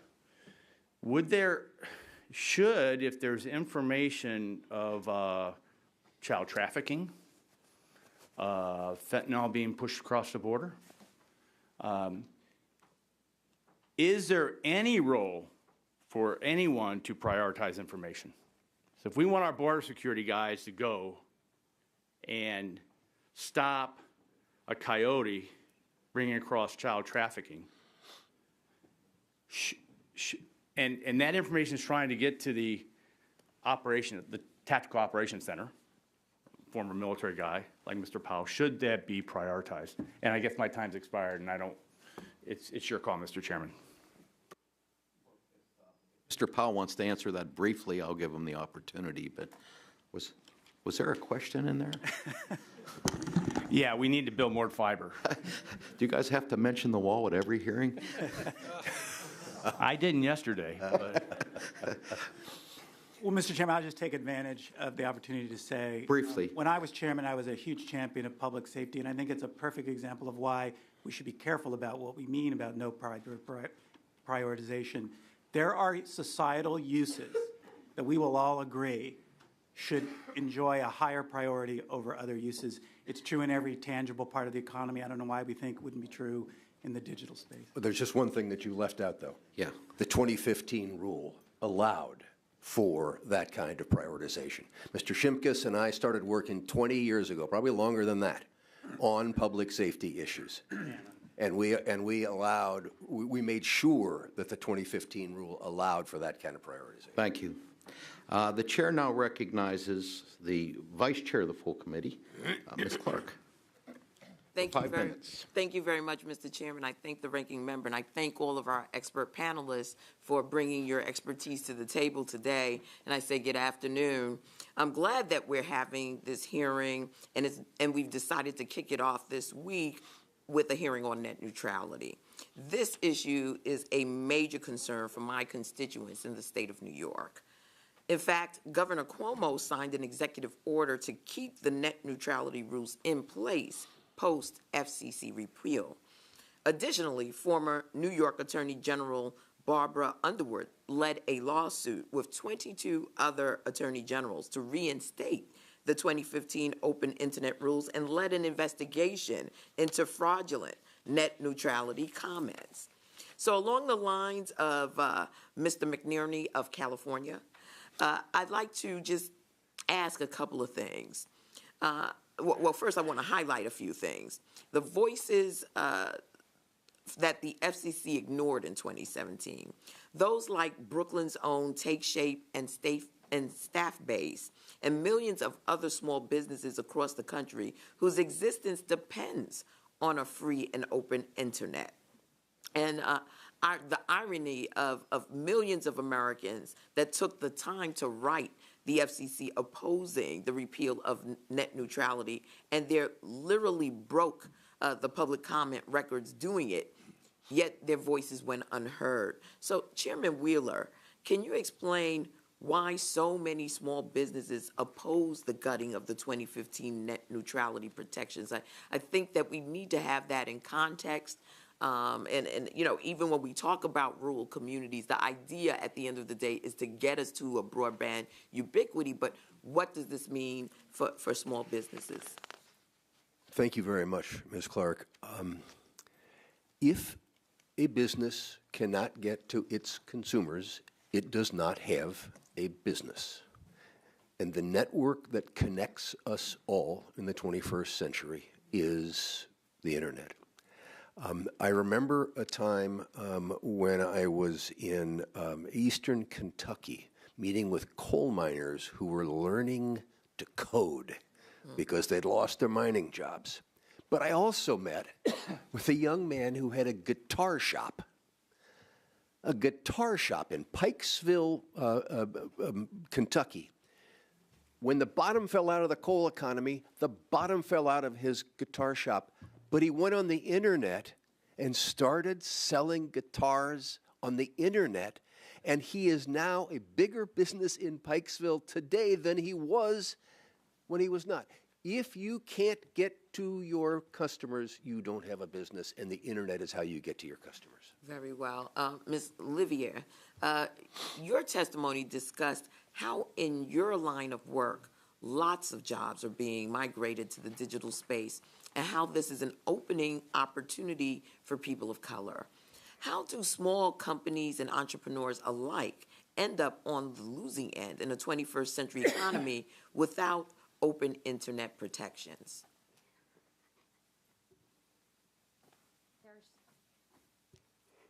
There's a series of ways in that you lose out, right? From my experience as an actress and as a creative person, how are people going to find you online if somebody has a faster lane than you do? So they're going to win out in order to reach a client.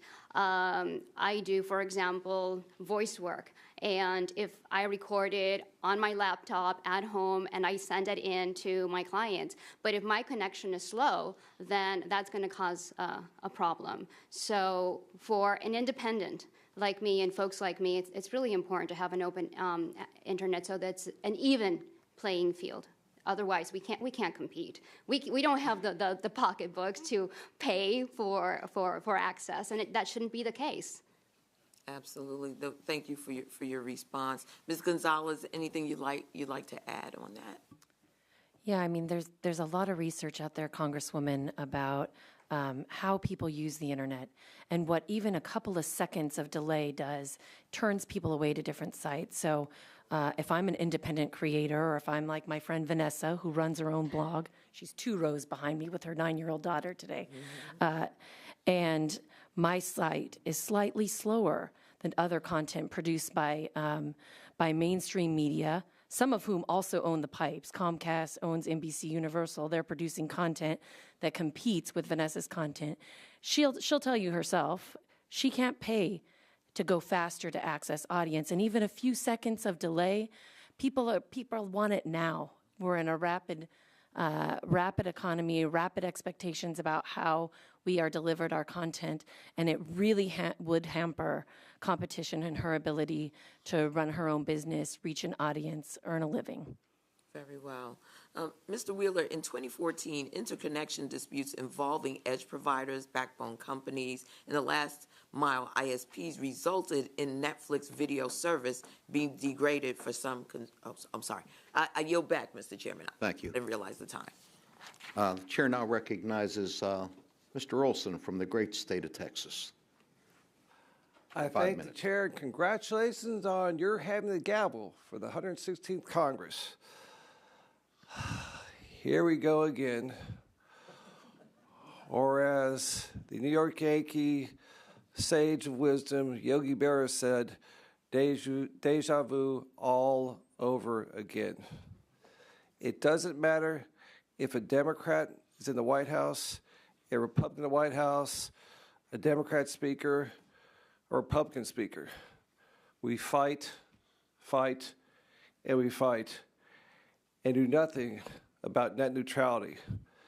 And our inaction has forced agencies like the FCC and administration to try to fill the void. And that's sad, because as Chairman Latta mentioned in his opening statements, we have so much in common, so much common ground. For example, the title of this hearing, Preserving an Open Internet for Consumers. Yes. Small business. Yes. And free speech. Double yes. And then, spirit of bipartisanship, the donkey, elephant in the room, Title II. And that's what this whole thing breaks down, because as Mr. Latta mentioned, Title II is based on the phone of Alexander Graham Bell right over there.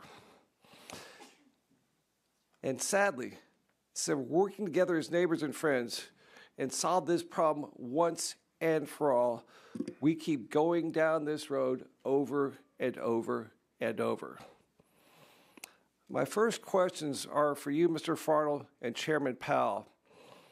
In y'all's testimony, well, most of you, Mr. Farrell, your testimony provided an in-depth analysis of how Title II regulations would harm small ISPs. I was hoping you could expand on how shifting away from 20 years of previous precedent of being regulated under Title I would affect small ISPs such as yours. Thank you for the question. And for the record, I graduated from high school and college in Texas, so thank you very much for... the stars at night. And so the reality of my world is, and Eastern Oregon Telecom's been around for almost 20 years. In those 20 years, and we were created to provide advanced telecommunications in a market where the incumbent was not doing their job. And today that is still true. So in the markets that we serve, Eastern Oregon Telecom, a non-regulated competitive carrier who takes no federal dollars, no state dollars, is providing 100 meg service or gigabit service to the communities that we serve, while the incumbent is still struggling to provide 10-1. So we're doing that in an area that on the interstate takes about an hour to drive, going 70 if you're driving the speed limit, from one end to the other, and crosses into the Washington border. We do that with 19 employees. Wow. Every dollar that we've made since we started has been reinvested in the company. There's not been a single distribution, even for taxes, to the owners, of which I'm one. So the tax thing is painful, by the way. So even as a non-regulated ISP, there are reporting requirements. I still have to report the 470, 499, all of those reporting requirements to the FCC that helps with the mapping, even though it's not accurate, it's still a problem. You know, we're still doing our part. I probably am applying, between the state and the federal requirements, I probably have a third full-time equivalent right now dedicated to regulatory reporting. Now, to put that in perspective, every fixed wireless tower that I put up, I can put up and activate for about $10,000. And each one of those towers can serve a community or about 500 addresses. So if I'm paying full bore for a third full-time equivalent, that means I'm probably not expanding my infrastructure by some percentage every year. If you add a layer to that or layers to that, then I can't keep up and I can't continue to expand the network. So basically, if it's under Title II, your small business gets hit hard, and over time fades away, and eventually it's gone. Or at a bare minimum is no longer able to continue to expand and serve unserved or underserved communities in the rural, remote areas of Eastern Oregon and Eastern Oregon. No new jobs, no new revenue, no new equipment, no growth. Thank you. I yield back. Thank you. We now recognize Mr. Loebsack for 5 minutes.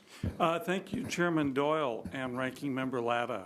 Really happy that we've got a good team there leading this committee. I am a little concerned if I'm going to have to keep following Mr. Olson every time, given that we're up here on the top. But we've worked together on things, and thank you so much.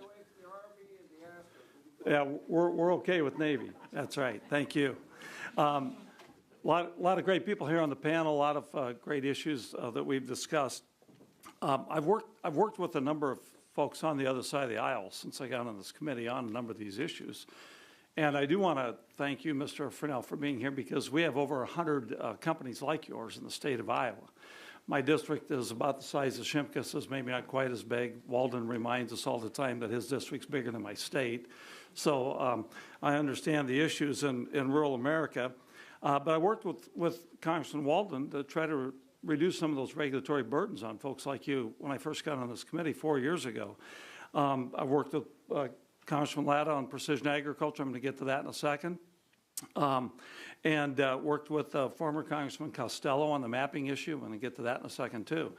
I have some faith, how much I don't know, but some faith that we can arrive at some kind of bipartisan solutions to these issues. And I'm looking over here at Gianforte. He's like, why am I not talking about him? Because we worked together on EMS issues as well, the last Congress. And I appreciate that, Greg. I talk all the time about rural broadband. That's my thing. It has to be, given the people I represent in the 2nd District of Iowa. And you know, we've got to do everything we can to make sure that the quality of service is there and we are able to build out going forward. I was going to ask a small business question, but that's kind of been dealt with. I do want to go right to precision agriculture, the growing importance of connectivity.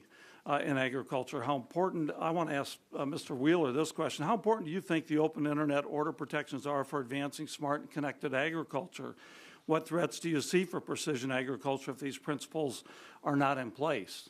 Thank you, Congressman. You know, it's interesting to watch how technology, and you watch it far more closely than I do, but how technology has changed the nature of their agricultural activity. You know, the day when you had a GPS to your tractor changed productivity for agriculture in a huge way. We are now moving to a period where fifth generation and next generation broadband services are going to be able to put out into the field things that we haven't even imagined any more than we imagined the GPS to the tractor those years ago. The reality, however, is that somebody is going to control whether or not that capability gets to that field. And when you say, well, we're only going to do blocking, throttling, and prioritization, then you say everything else that I can do to advantage myself as the provider of the service can be done. Mm-hmm.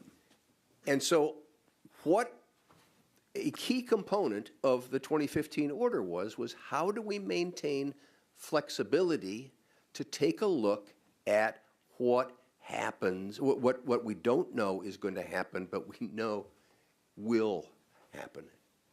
That's an essence, a key essence of how you deal with maintaining, not just having an open internet today, but maintaining an open internet tomorrow. Thank you. I want to move on to the mapping issue. We've got an REC in my district, Sheraton Valley, Rural Electric Cooperative, and they're trying their best. They've tried every which way to get the FCC to allow them to provide broadband service to their service area. But the mapping as it now exists doesn't allow them because it says that there's a lot more coverage there than there in fact is. And as I said, I worked with Ryan Costello on a bill on that. The FCC is supposed to be coming up with better maps as we speak, but it depends upon the data that they're using, obviously. And I guess I want to ask both the former chairman, starting with you, Chairman Powell, how the heck are we going to deal with this? I mean, Shimkus brought this up. You know, this is something that we're just fighting with all the time, and especially to make sure that we get people who want to provide that service who might not be an incumbent carrier. They're not even a telco. It's an REC. How do we get that to that point? Well, I think you've all been very articulate about the essential essence and importance of mapping, and I know you've directed and the Commission is working hard to improve the map, so hopefully we will get an improvement on that. Specifically, with respect to the circumstances of your company and constituent, I would recommend to them there is a process in place at the FCC to challenge and appeal the current mapping to be able to demonstrate to the Commission that an area that they show as underserved or unserved is in fact unserved. Right. And I'm sure that they've been counseled and are pursuing that process. So I think that's very, very important to them. Thank you. And I know my time has expired. Thank you so much, Mr. Chair, for letting me go. And Mr. Wheeler, if you get back to us on that, I'd appreciate it. Well, we're also whispering back and forth here. We agree. Yeah. Thank you. How's Okay. that for a short answer? I thank the gentleman. Gentleman yields back. We'll now recognize Mr. Bilirakis for 5 minutes. Thank you, Mr. Chairman. Congratulations, Mr. Chairman. I want to congratulate the ranking member as well. And also, thank you for the bold name plates, because I've always had a difficult time seeing the name plates and identifying the witnesses, so appreciate that very much. Again, first I want to acknowledge that we need to protect users from any blocking and throttling of service that threaten freedom of thought and consumer choice on Internet services. At the same time, I do not want to subject the Internet ecosystem to a system of heavy-handed agency control regardless of the administration in charge. This, too, will lead to limitations on consumer choice and limits on broadband deployment. Since the 2008-2009 recession, Private broadband spending increased year over year, except during the period of time Title II scheme was in place.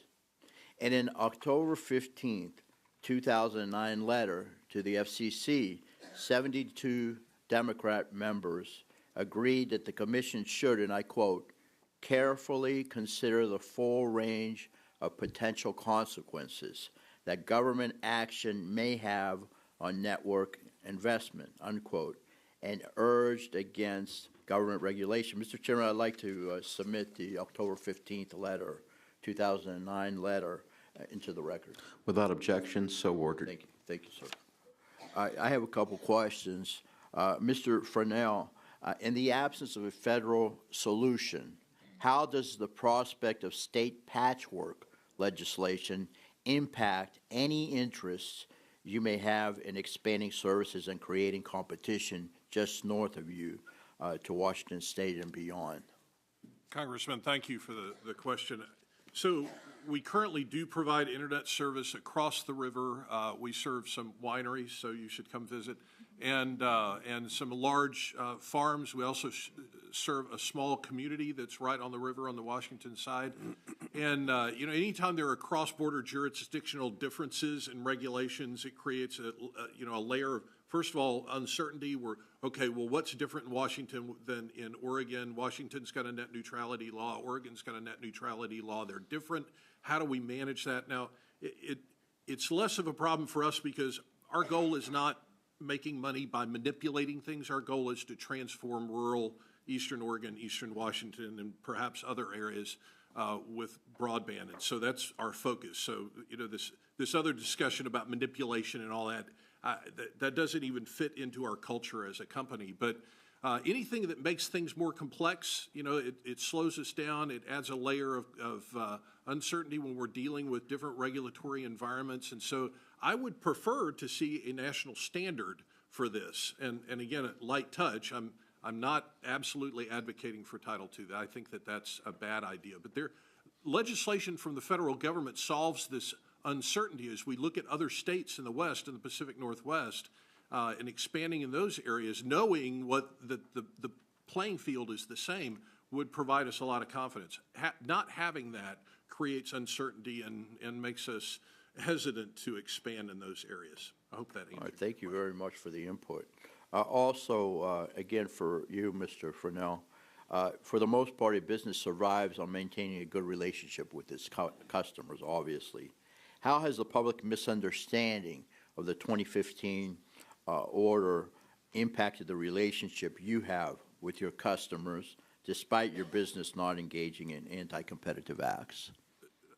It was actually quite disturbing how angry people got over the topic of net neutrality. And when I talked about the inability to have a conversation about this that was rational, I started talking early on about some of my concerns about net neutrality in the local newspaper, in the East Oregonian. And the feedback was visceral and irrational, and I think it was driven off of fear.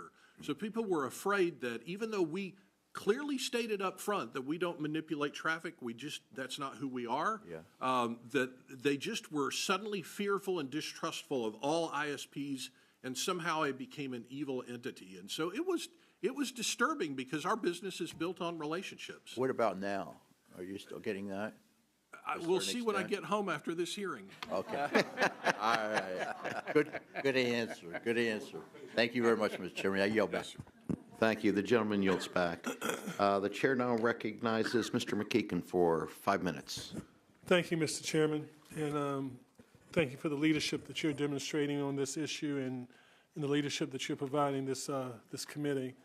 I'm going to start off by apologizing to my staff who worked so diligently on questions last night, but I'm going to call them audible and go off in a little bit of a different direction. Mr. Fresnel, I am a recovering trial lawyer. And Bless your heart, sir. Thank you. And as such, I am awfully impressed by analogies, and I'm awfully impressed by what I would call stare decisis. And Mr. Wheeler has taken us back on a journey of 600 years of common law tradition, where he tells us that the ferryman in England couldn't discriminate as he took people across the river. That has a certain appeal to me because at the end of the day, aren't you just a ferryman who's taking me from one part of the internet to another? Yes, sir, and that's why we don't discriminate with traffic. Well, and I heard you give some support for the notion of a legislative scheme coming from Washington that ensures that. What would that look like if it's not Title II? Well, I'm not an attorney, and I'm not a legislator. I'm a we forgive small you for businessman. But I think that we need to first define what is our desired end state, and it's a free and open internet, unencumbered by interference, especially non-competitive, from any provider, whether it be the ISP. We focus so much on ISPs, but rightly so. A lot of this discussion has to revolve around the browsers, the end users, the edge. Those are the folks that today are actually engaging that more often than the ISP. Most of the ISPs that I know, that's not our business model, and so we don't do that. And so I think we have to figure out a way to address that issue, to create clear boundaries on behavior so that when people an end user like myself goes on the internet, I have confidence that I'm going to get where I want to go without somebody interfering. Now, I did talk about prioritization, and I think prioritization is I shouldn't be deciding on prioritization. Society should be deciding on prioritization. We've talked about public safety an awful lot and how they need prioritization. That is at the heart of the FirstNet network that we're spending hundreds of millions of dollars on. It maybe with the big B. I can't remember the amount, where it's this nationwide interoperable network that provides prioritization for public safety. That solves a lot of that problem. But, that's a national decision. That's not me making that decision. Although I would love to be able to prioritize every 911 call that goes across a county line and it's a long distance call. I think that should just always be first. But Title II and net neutrality says, Joe, you ought to just stay out of that because somebody's going to yell at you, somebody's going to get upset with you, you're going to end up in front of Congress, and here I am. Mr. Wheeler, I am in my second term in Congress and new to these discussions, so I urge you and perhaps your friend Mr. Powell to write a book called Net Neutrality for Dummies. It should be in a yellow cover and that sort of thing. But until you get a chance to do that, can you comment on what Mr. Furnell said and tell me where the pitfalls might be, or maybe you agree with everything he said? So, I think, thank goodness for the Fresnels and the Eastern Oregon telecom of the world, because delivering to rural America is an essential. Several things. One, the laundry list that he went through in terms of the kind of forms he has to file and has to hire this person to do, most of those are not a result of the Open Internet Order. They deal, for instance, with the mapping question that we all talked about. They deal with other issues that the FCC needs to collect information on. Number two, prioritization for public safety activities is specifically allowed for under the 2015 Act. And point three, sir, it's not just the firefighters or the policemen who ought to have who are affected by the lack of an open internet, but it's also the people who are the victims of those emergencies who themselves need to get online and are experiencing the same blocking or throttling realities, and as a result of the decision of the Trump FCC, have nowhere to go, because that is not an unfair or deceptive act or practice so long as you say, I'm going to be doing that. And so there is no place to go. We need to make sure that we have open networks, and an open network includes openness and prioritization for basic and essential public services. Thank you. My time's expired. I yield back. Thank you, Mr. McEachin, and I apologize for keep butchering your name. I think I got it right now. The chair recognizes Yeah. Billy, you're recognized for 5 minutes. The great state of Missouri. Am I that forgettable? I just couldn't see you over there, Billy, you know. Yeah, I know I'm a little guy. Well, welcome to this round of Double Jeopardy. And today in Double Jeopardy, just like all Jeopardy shows, you need to form your answer in the form of a question. So if I were to show you Mike Pence, you would say, who is the vice president? All right. Ms. Gonzalez, you're up. First round. Who is this? Who is Mr. Boehner? Kind of close. Who is Speaker Boehner? Thank you. And there's $45 for each correct question. I have your All right. $45 up there. And next we have Mr. Powell. Mr. Wheeler, would you not bother the witness? I'm trying to communicate here. Next we have Mr. Powell. And Mr. Powell, the question, or the answer, you need to ask the question, but the answer is? Who is Speaker Pelosi? Very good, very good. You get $45. And Mr. Wheeler, you are adept at history, as you have proven here today, and I know that you're a great historian. I am terrified at the picture that's coming up. I've already given you your $45 as you were trying to show Mr. Powell there, so I have great faith that you know the answer to this. And so the question, I guess this is the answer. Wait a minute. The question. Correct. That is John Sherman, is it not? No? Who is it? I'll get my $45 back. Okay. You can. No, this is Henry Speaker. Excuse me. I'm doing Miss Gonzalez's trick. It's who is Speaker Henry Thomas Rainey. He was Speaker of the House when Title II passed Congress in 1934. A wise man. And I think even Speaker Rainey would admit that a bill passed should not be governed, that he passed should not be governing this century's internet. So, question for Mr. Powell. Mr. Powell, if we all agree that the 21st century Congress should establish basic net neutrality rules, can't we solve the problem by putting them under new authority and not use a set of rules passed by the very distinguished Speaker Rainey? Most certainly. You know, it's a little frustrating to hear people cite certain virtues of certain elements of Title II, which certainly could be in some form or the other written into anything new and organic, without considering the millions of pages of things that aren't considered that would also automatically apply. It's the difference between should you dump a mountain of regulations on a new and emerging service and hope you can whittle away at it to make it optimal, or should you write from a clean sheet of paper up in order to tailor it to the circumstances that are affecting you?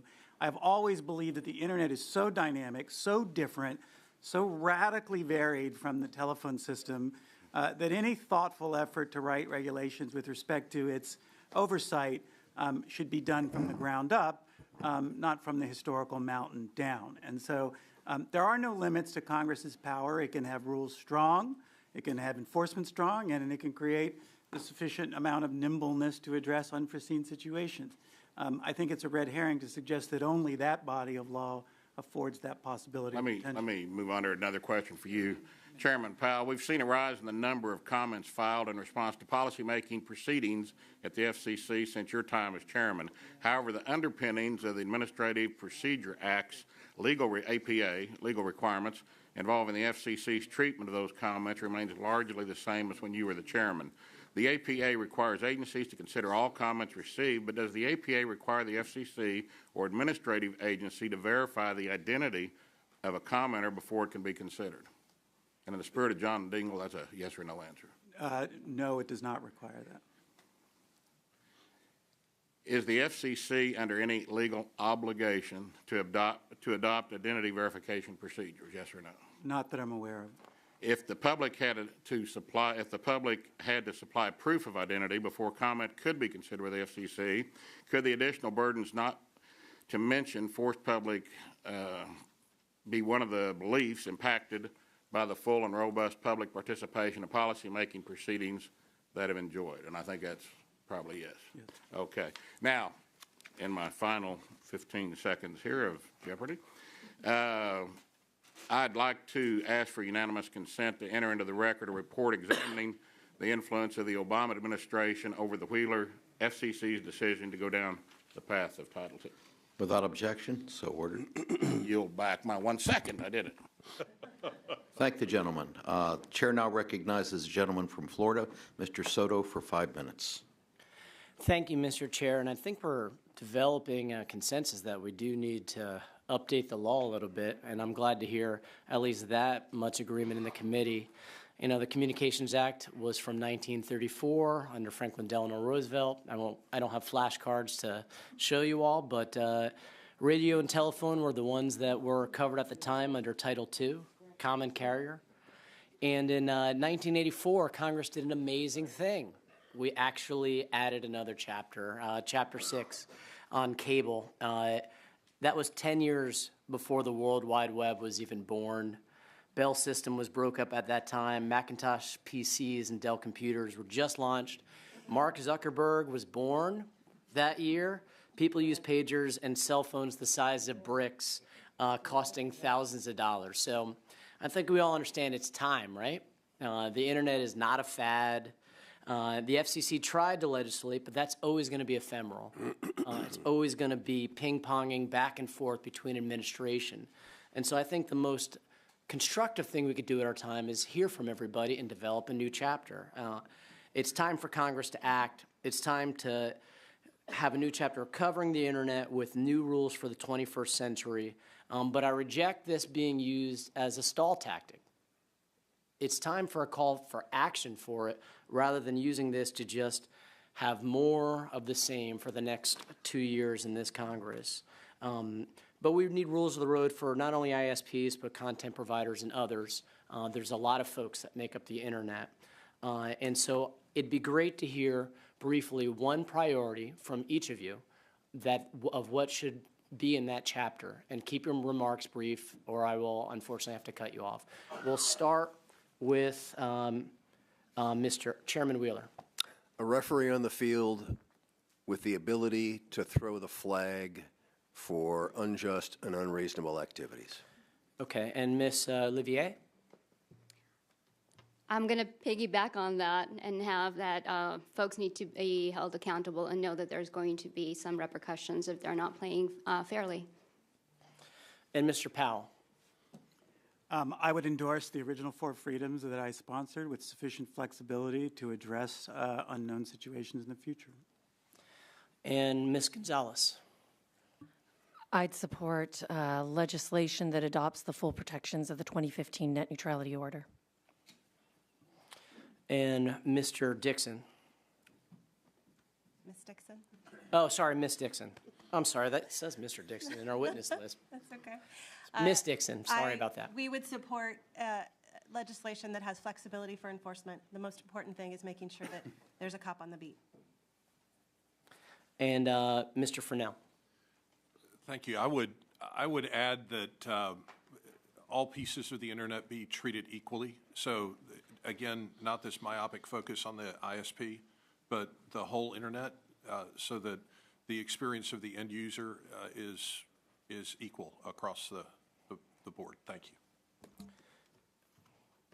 Okay, thank you for your input. That's what we're really here for, to actually use this committee to hear testimony and develop a new chapter, at least from my opinion. And I appreciate all your advice on that as we're looking forward to working with everybody to develop actually a new chapter for the internet for the 21st century. So thank you for that, and I yield back. Gentleman yields back. Chair now recognizes the gentleman from Ohio, Mr. Johnson, for 5 minutes. Thank you, Mr. Chairman. I appreciate it, and congratulations on your gavel. I look forward to working with you this session. My colleague, Mr. Long, submitted for the record the 2016 Senate report entitled Regulating the Internet, How the White House Bowled Over FCC Independence. This report documents how FCC staff were working on a net neutrality order that did not use Title II for consumer broadband right up until the moment President Obama announced support for Title II. Chairman Wheeler, it's good to see you again. Sir. You enjoying your retirement? It's a different life. It's a different life. Good.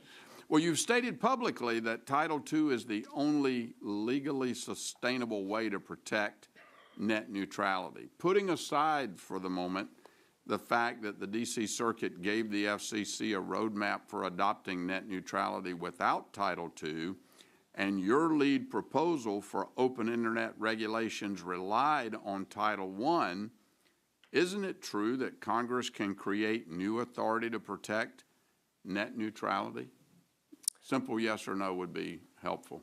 Well, I need to also respond to the aspersions that you have made about me and decision making. I didn't make any aspersions. I need an answer to the question. We're not going to debate. There were 5 hearings over 9 days held by this body. So isn't it true that Congress can create new authority to protect net neutrality? Congress always has the ability to do whatever they want. The question is, okay, good. I appreciate that. What are Mr. they Fresnel, going to do? We're done. We're done. What's the quality? No, we're done. Of the we're decision? done, Mr. Wheeler. We're done. I've asked my question to you, so now we're done. Mr. Fresnel, your written testimony states that since the repeal of net neutrality, investors have been much more willing and perhaps eager to invest in rural telecommunications. As I represent a rural district in eastern and southeastern Ohio, this is encouraging to hear. So do you think the broadband market is more competitive or less competitive than it was 4 years ago?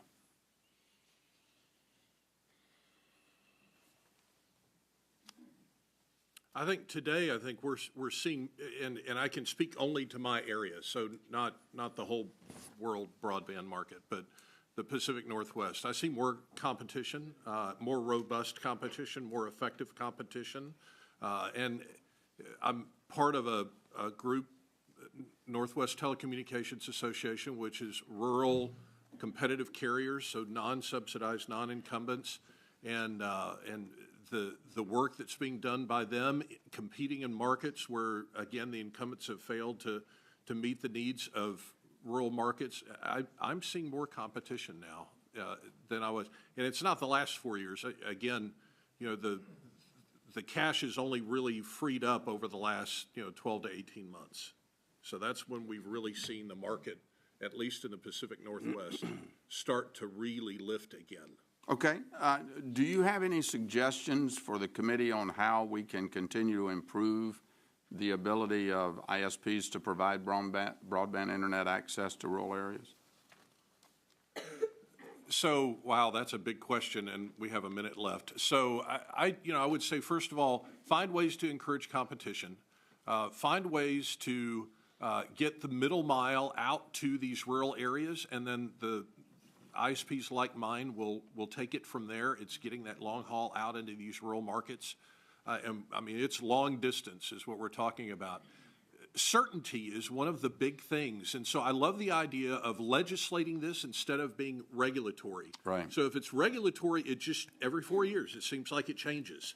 And that's where the uncertainty comes in because, we're talking about infrastructure that we're looking at 5 or 10 year ROI sometimes. And so to invest that money and not know that I'm going to have certainty, regulatory certainty, that I'm going to be able to actually pay the bills for that is really difficult. So this is really encouraging to me that we're talking about legislating to solve this problem. So it's not just a regulatory thing that changes when the chair of the FCC changes. So I hope that answers that. I appreciate it. Chairman Powell, what's been the impact on consumers over the past year of the FCC's Restoring Internet Freedom Order? Well, I think if anyone fairly goes home and uses their internet, they won't notice any material difference from any other time they use their internet, other than perhaps to notice that it's a lot faster than it was 2 or 3, 4 years ago. I would also highlight the fact that both the wireless industry and the cable industry have announced major monumental investments in new generation of networks. With wireless, you're hearing about 5G for the first time, and new deployment announcements were made in 2018, 2019.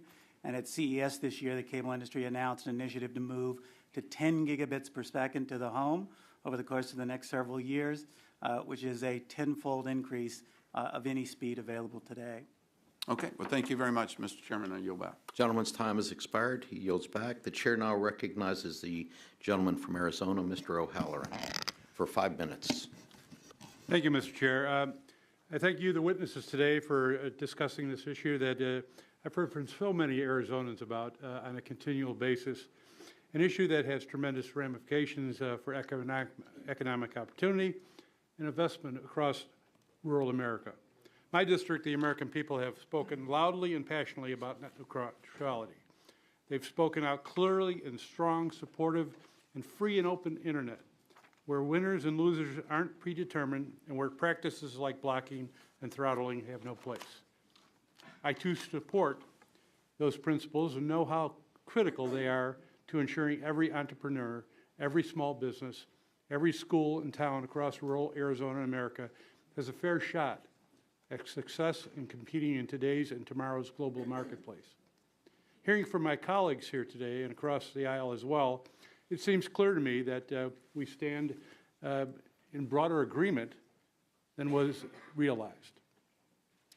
We agree the internet must remain open, that the rights of consumers be protected, and that innovation and entrepreneurship can thrive.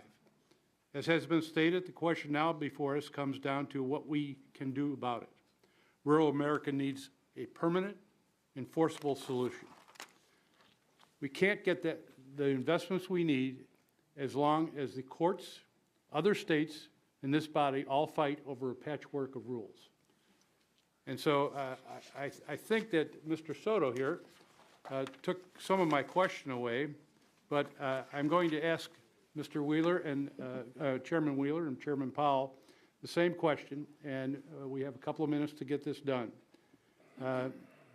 If we had to waive the many things under Title II, why can't Congress write its new title? So I want to get right to the question that was proposed by a couple of people up here. In your experience, how do we stop the creation of a new title from becoming stalled? And how do we prioritize or identify the pitfalls that we're going to be going through if we go down that course? It's a great question, Congressman. Thank you. First of all, we have to agree on what Title II means. To my friend, Title II is a list of awfuls. Mm-hmm. To my friend Jessica, it's a list of positives. Mm-hmm. Yeah. And we've got to figure out how to do this. On this panel, I might be unique because when I was running the Wireless Industry Association, my members came to me and said, we want you to go to Congress and have us made common carriers. For precisely the reason that you said, we need uniformity of rules. And so this body passed legislation, created Section 332 of the Communications Act, which made wireless carriers, at their request, into common carriers. That was my aha moment as I was thinking, what do we do on an open internet rule? Because after that happened, two things. Well, one thing happened was that the rules were modernized. We went through and did the same kind of forbearance, okay? You did. and secondly, there were hundreds of billions of dollars that were spent after that on the basis of being a common carrier under Title II and having that kind of certainty which the industry sought. So I think you have put your finger on the key driving force, which is how do we have a national program, and how does that national program adhere to the kind of concepts that have always been established in protections of Title II. I want to give Mr. Powell.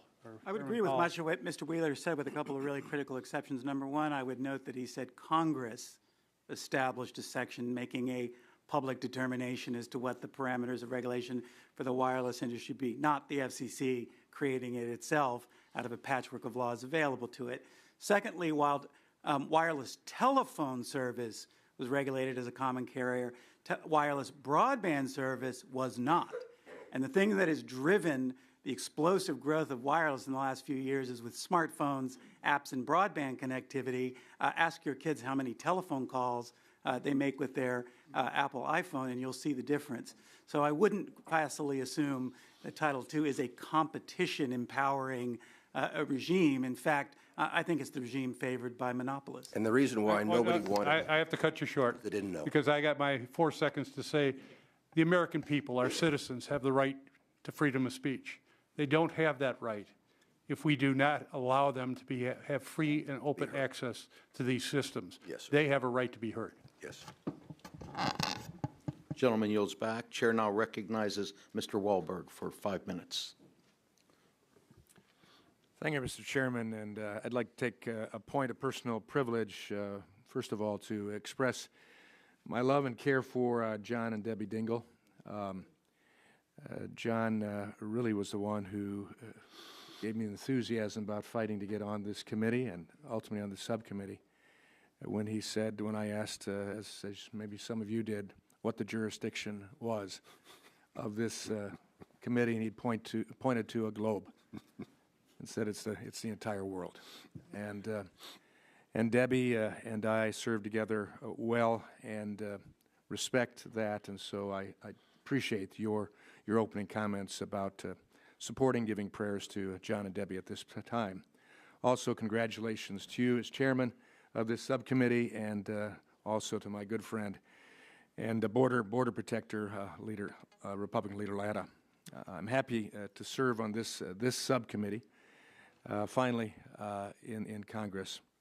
And in that spirit of bipartisanship, I hope today's hearing provides a good foundation for finding a bipartisan consensus on net neutrality legislation that at the very least ratchets down, and Mr. Fennell, I identify with you a bit, having had a firebombing threat, and I take that personally, and the FBI thankfully did as well, and took action relative to that. And my position, which at this time I didn't serve on this subcommittee, and it wasn't involved in that debate, it's an emotional issue, and I hope we all can ratchet it down.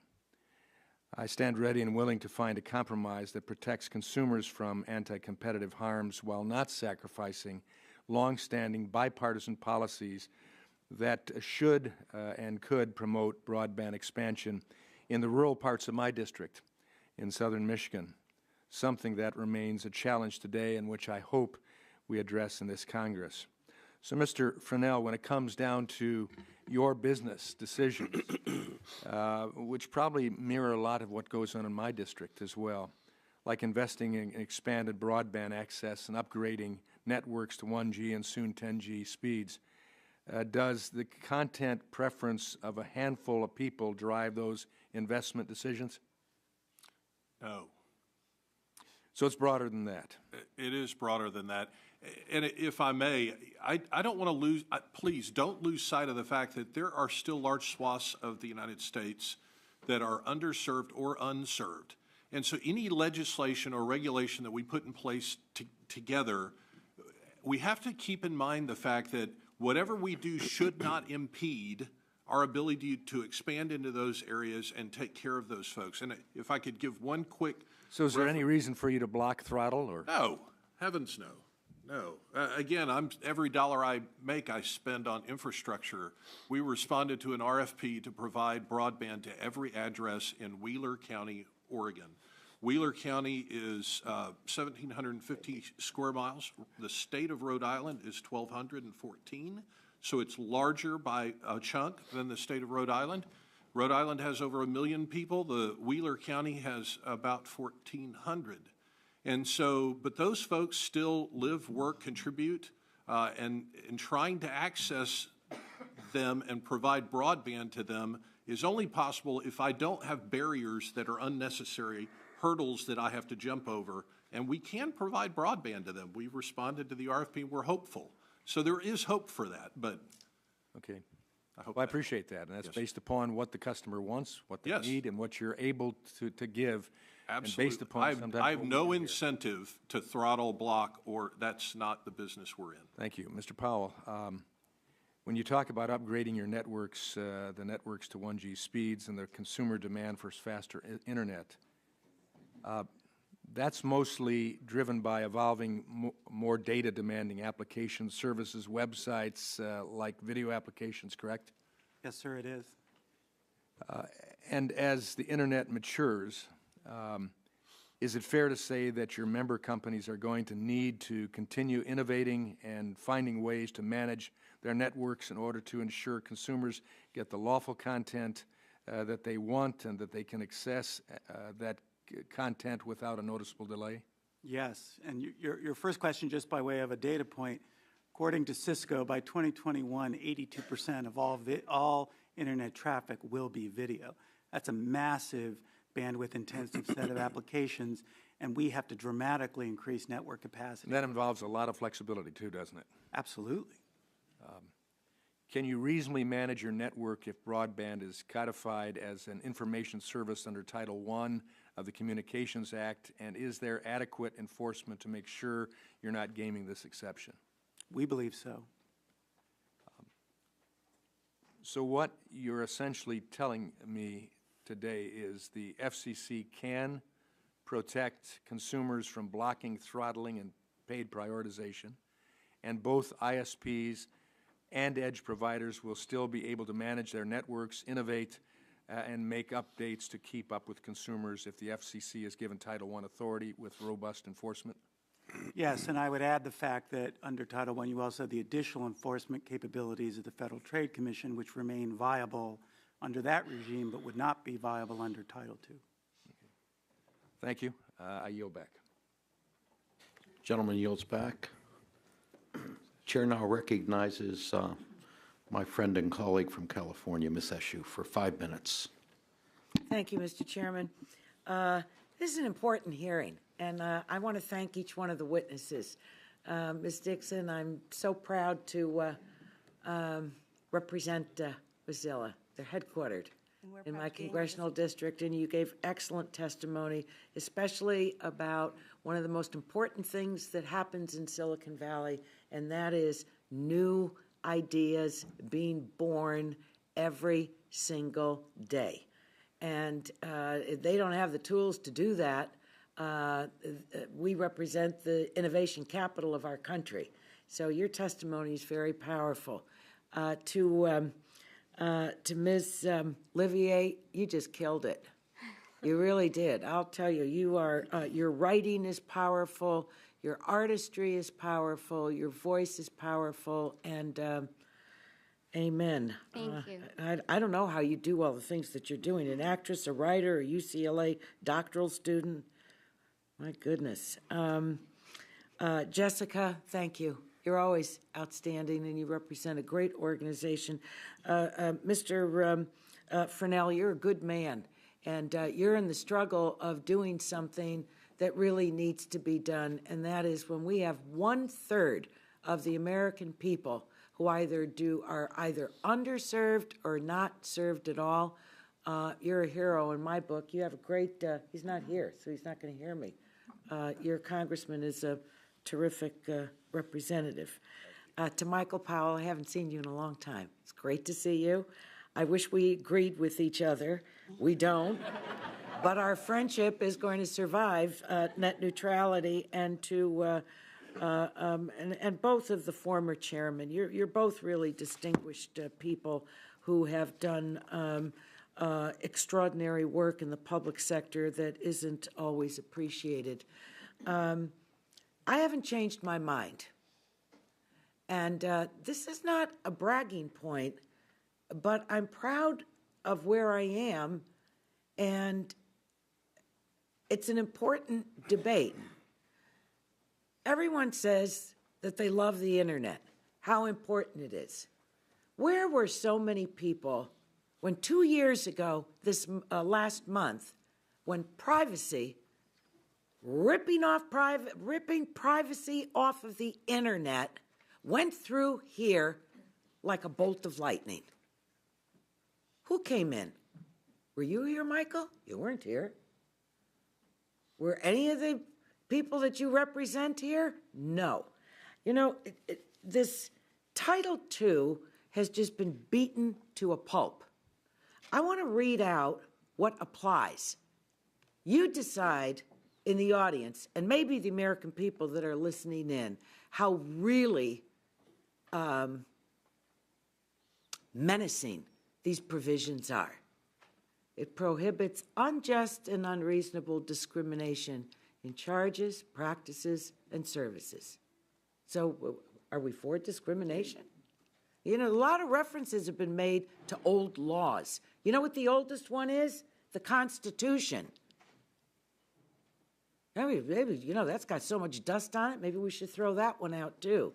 Common carriers that violate provisions of Title II are liable for full damages and attorney's fees. FCC can recover or order on their behalf. Carriers are liable for actions of agents when acting within the scope of their employment. What's so horrible about that? Provides process for FCC to receive consumer complaints and assist consumers in working out the issue with the carrier. Oh my God. God help us if we help people with their consumer complaints. Protect privacy of consumer information and data. Boy, that is really darkly menacing, isn't it?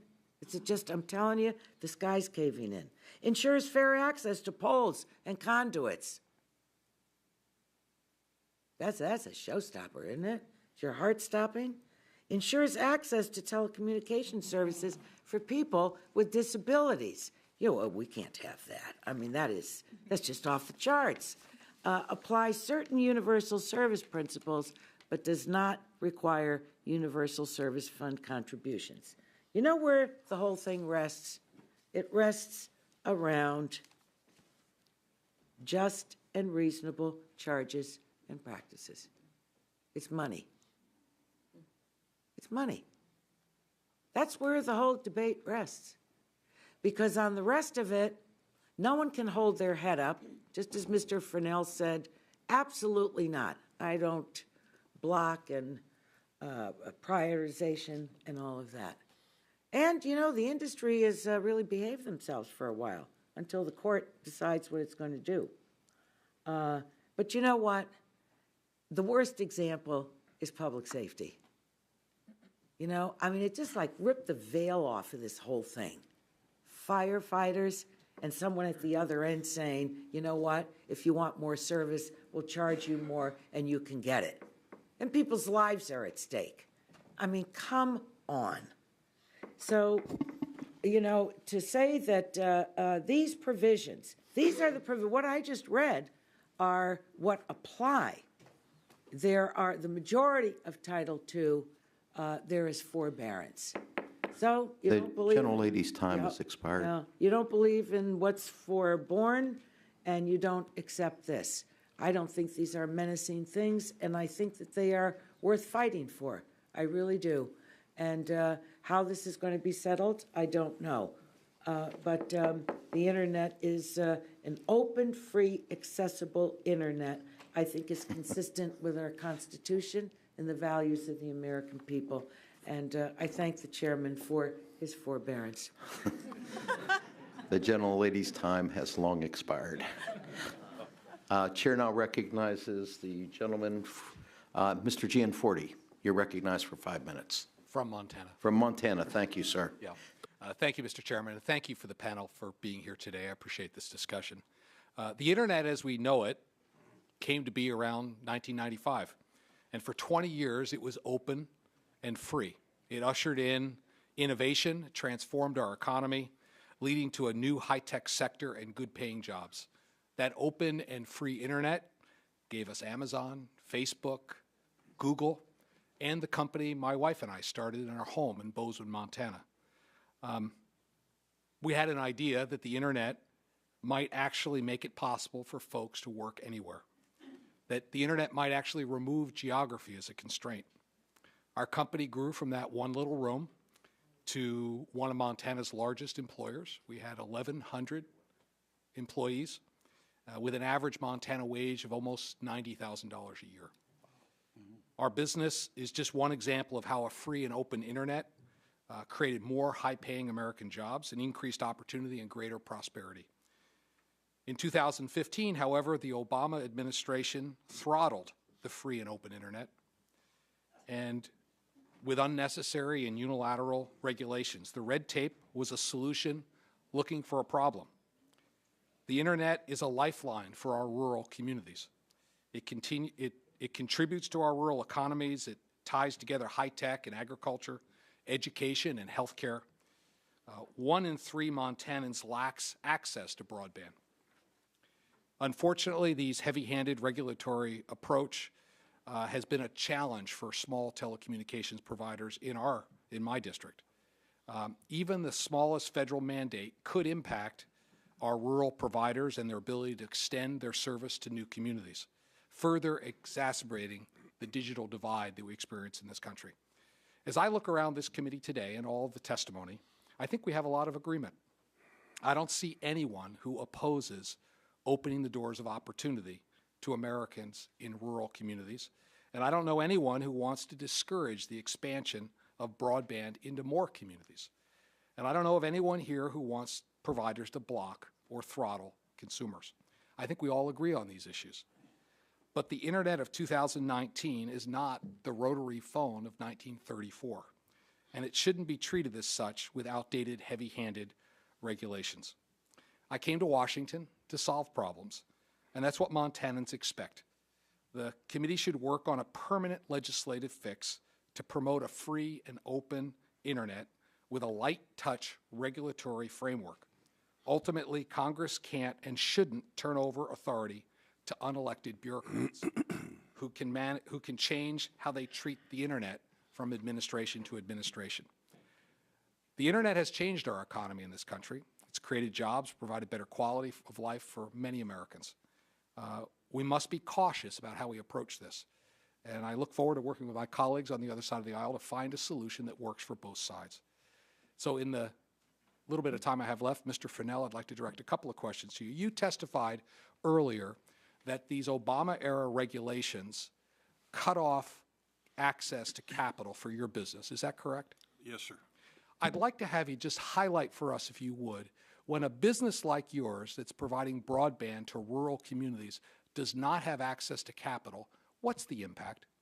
Well, for instance, now that capital is freed up, and I'll answer it because now we have capital, there are 3 rural communities totaling about 800 or 900 homes to our east, and they're remote.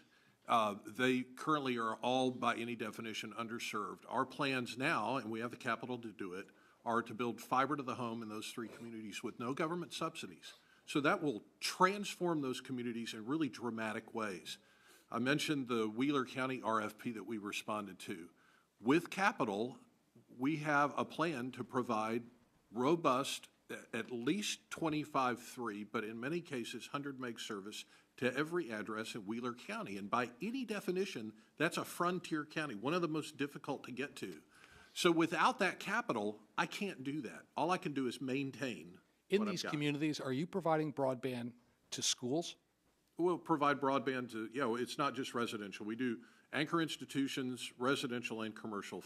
And do you provide broadband to critical access hospitals in these communities? We do, yes. And without capital, you're unable to do that? That's correct. Okay. I thank you for your testimony, and I yield back. Thank you. Gentleman yields back. Chair now recognizes the gentleman from North Carolina, Mr. Butterfield, for 5 minutes. Thank you very much, Mr. Chairman, and thank you to all of the witnesses. I'm told that the hour is late and we're going to be having to rush to the floor in just a few minutes, and so I'm going to try to get through this as quickly as I can. And I'm surprised to know that so many of my colleagues also represent rural communities, and that's good to know because I too represent a rural community in eastern North Carolina, but the word last mile has not been expressly mentioned here in this hearing. And so I want to put it on the table and make sure that we are very clear. We've got to continue to work on the last mile. We've got to encourage investment. I certainly agree with that, and internet access in rural communities is of paramount importance. Too many citizens are without, and they are being disadvantaged. So let me move to Chairman Powell. Chairman, you offer clear support for net neutrality rules, including no blocking, no throttling, no paid prioritization. We certainly thank you for that. This tells me that providers are taking the net neutrality protection very seriously. But as you know, net neutrality rules, the 2015 rules, are being challenged in the courts, and they're working their way through the courts. And so we will have a decision, I suppose, very soon.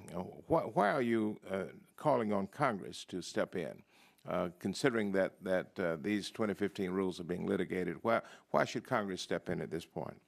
Well, thank you for the question. I think that's a good explanation of why, because this is the fourth time these rules have gone to court. Each court cycle is 3 years in length.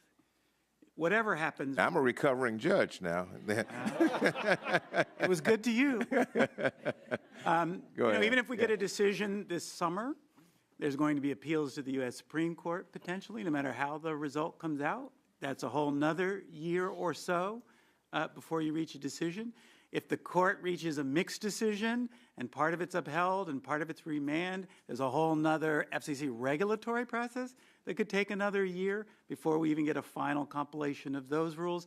There comes a point at which it's obvious that the problem the Commission struggles with is the absence of clear direction from the people's representatives, and that would bring finality and moot the court jurisdictional fight.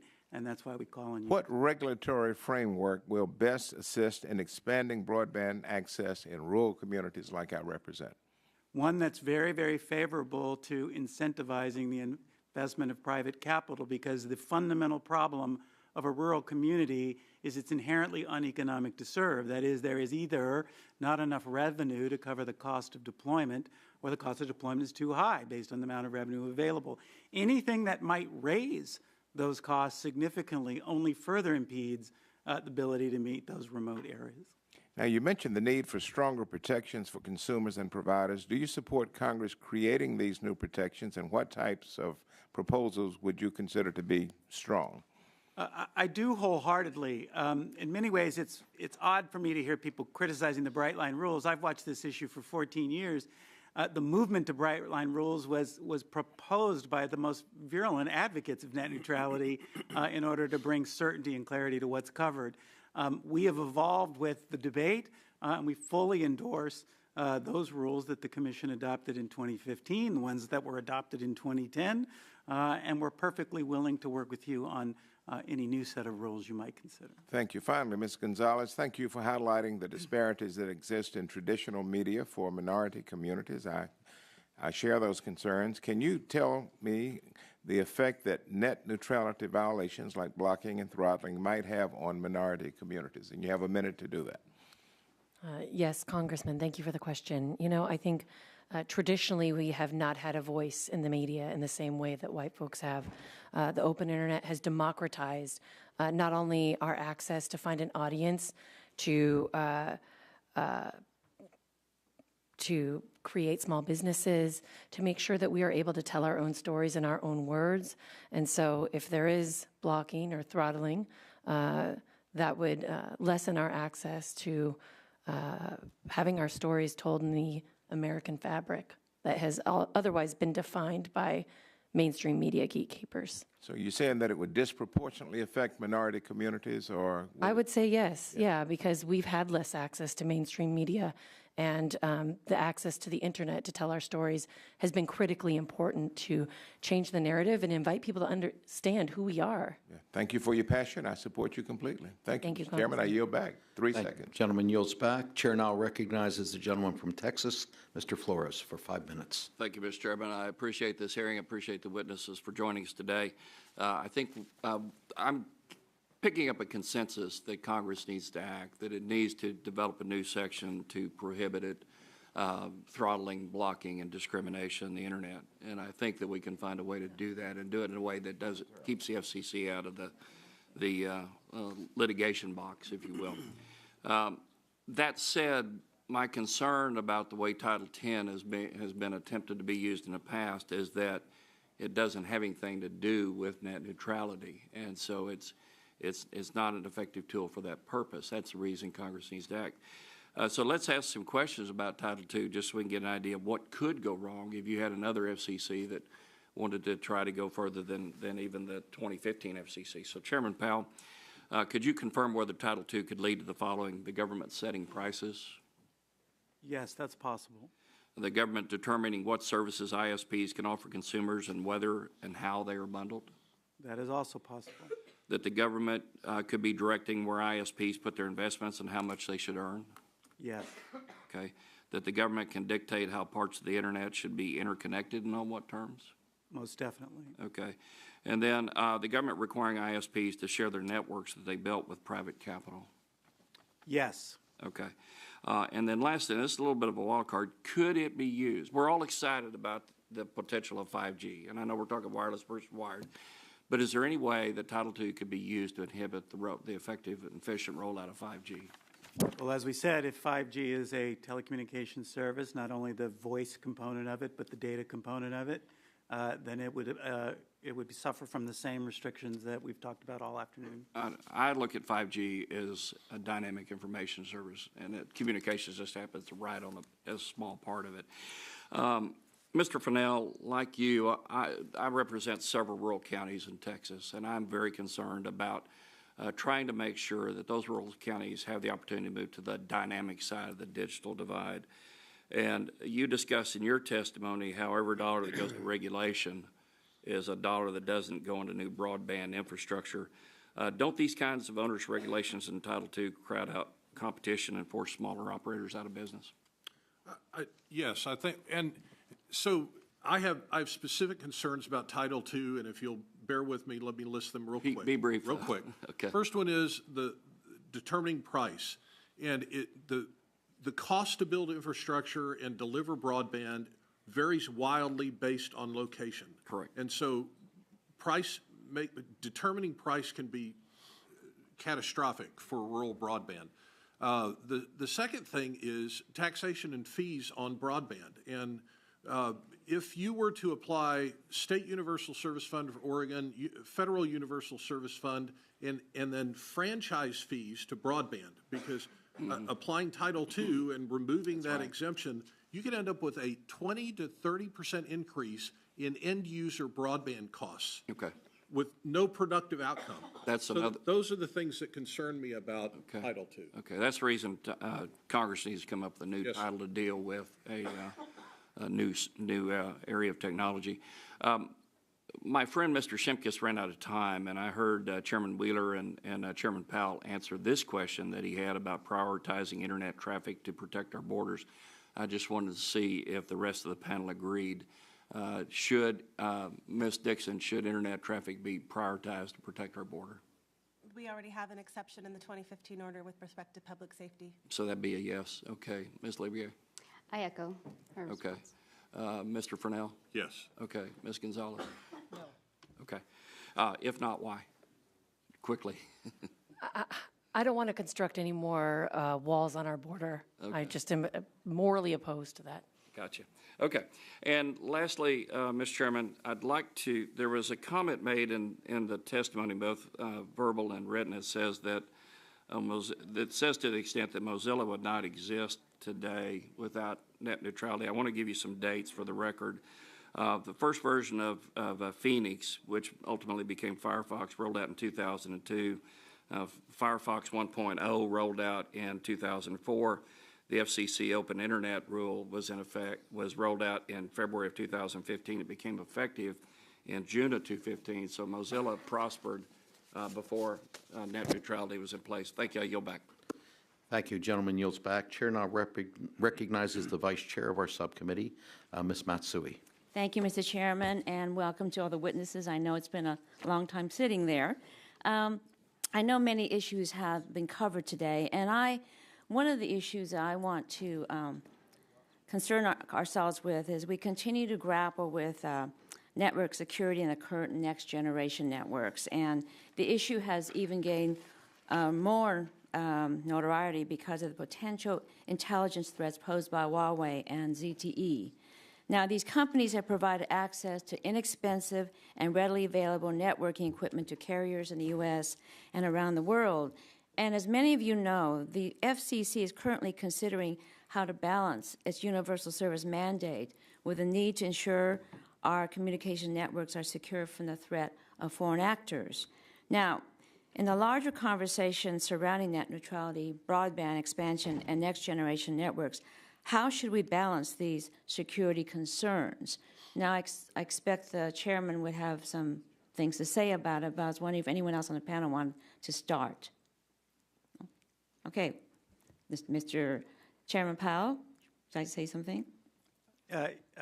Yes, Congressman, thank you. We have to put front and center concerns, increasing concerns about supply chain security, and it needs to be designed from the beginning up. You know, Congress has addressed supply chain issues recently in the National Defense Authorization Act, which we support, and DHS recently launched a supply chain risk management effort, which NCTA members actively participate in. So we think this is an extraordinarily important activity, and we remain committed and highly focused on these issues. Okay. Chairman Wheeler? History is clear that networks are attack vectors, and we should expect that the network of the 21st century is an attack vector for cyber attacks. The question is whether we are going to sit back and play whack-a-mole in response to those attacks, or whether we're going to get in front of them. All right. Mike just talked about the supply chain. As we left the commission, we put out a report on the importance of supply chain cyber management to networks that the Trump FCC then pulled. The Trump FCC has repeatedly said they don't think they have any jurisdiction over the security of the network they have been entrusted to oversee. They pulled the requirements that we put in place for 5G cybersecurity. And what we're in the process of blowing is the opportunity to deal with cyber as a forethought rather than as an afterthought. Okay. You know, I mentioned here as part of this the universal service mandate, and I know a lot of people probably think this is boring, but it really isn't. Contribution reform regarding the Universal Service Fund. I think in 2006, this committee considered an effort aimed to ensure a stable contribution base for universal service.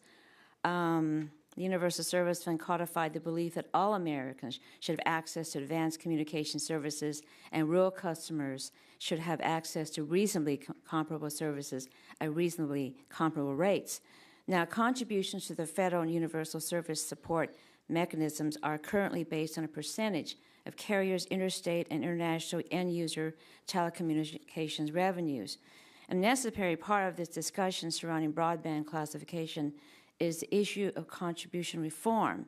In the first quarter of 2019, the contribution factor is 20%, and that number may well continue to climb. 13 years ago, the committee considered several different methodologies for the FCC to use when assessing universal service contributions. Mindful we should not make any broadband access less affordable, but do you have any suggestions on how to ensure the long-term stability of the Universal Service Fund? And we don't have much time, but you might comment on it.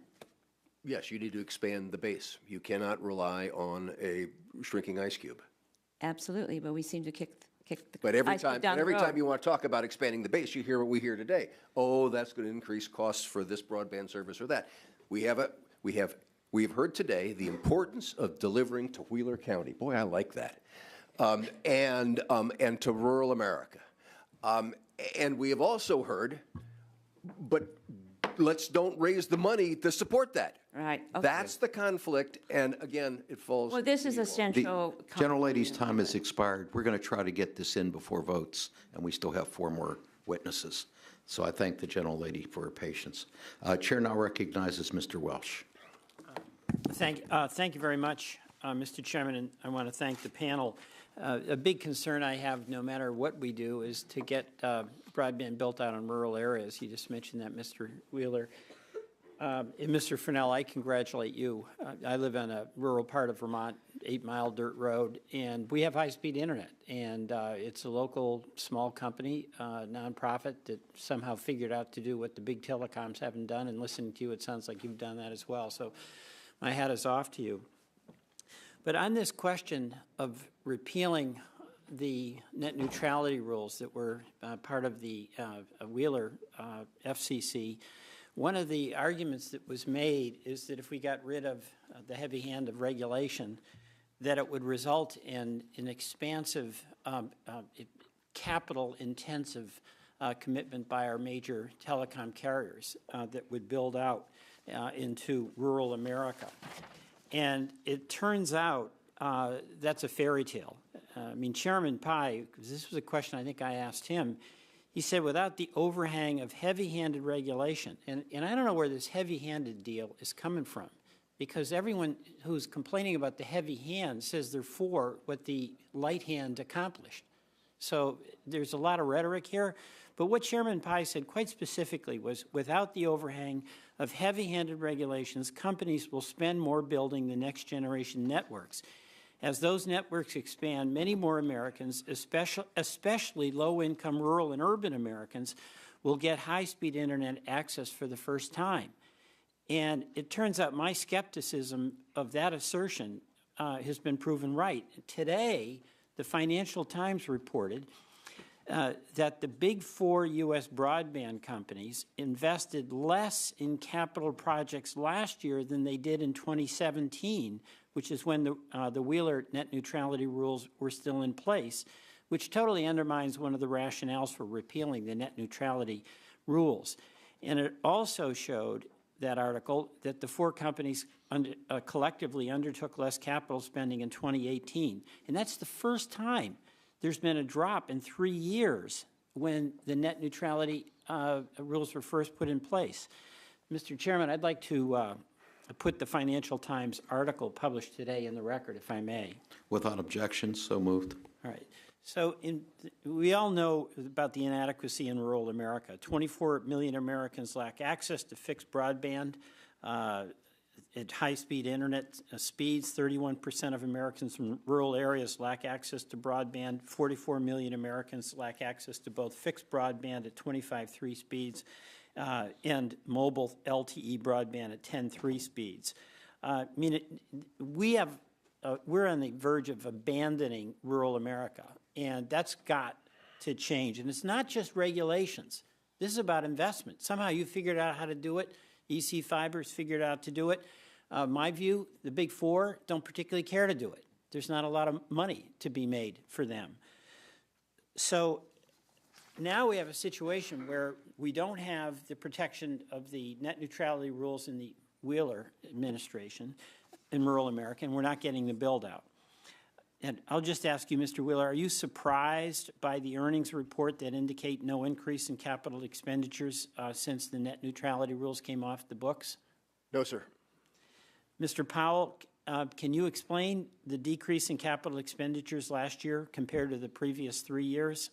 I can. The headline numbers in those reports are wrong because capital expenditure in net involves more than investments just in networks.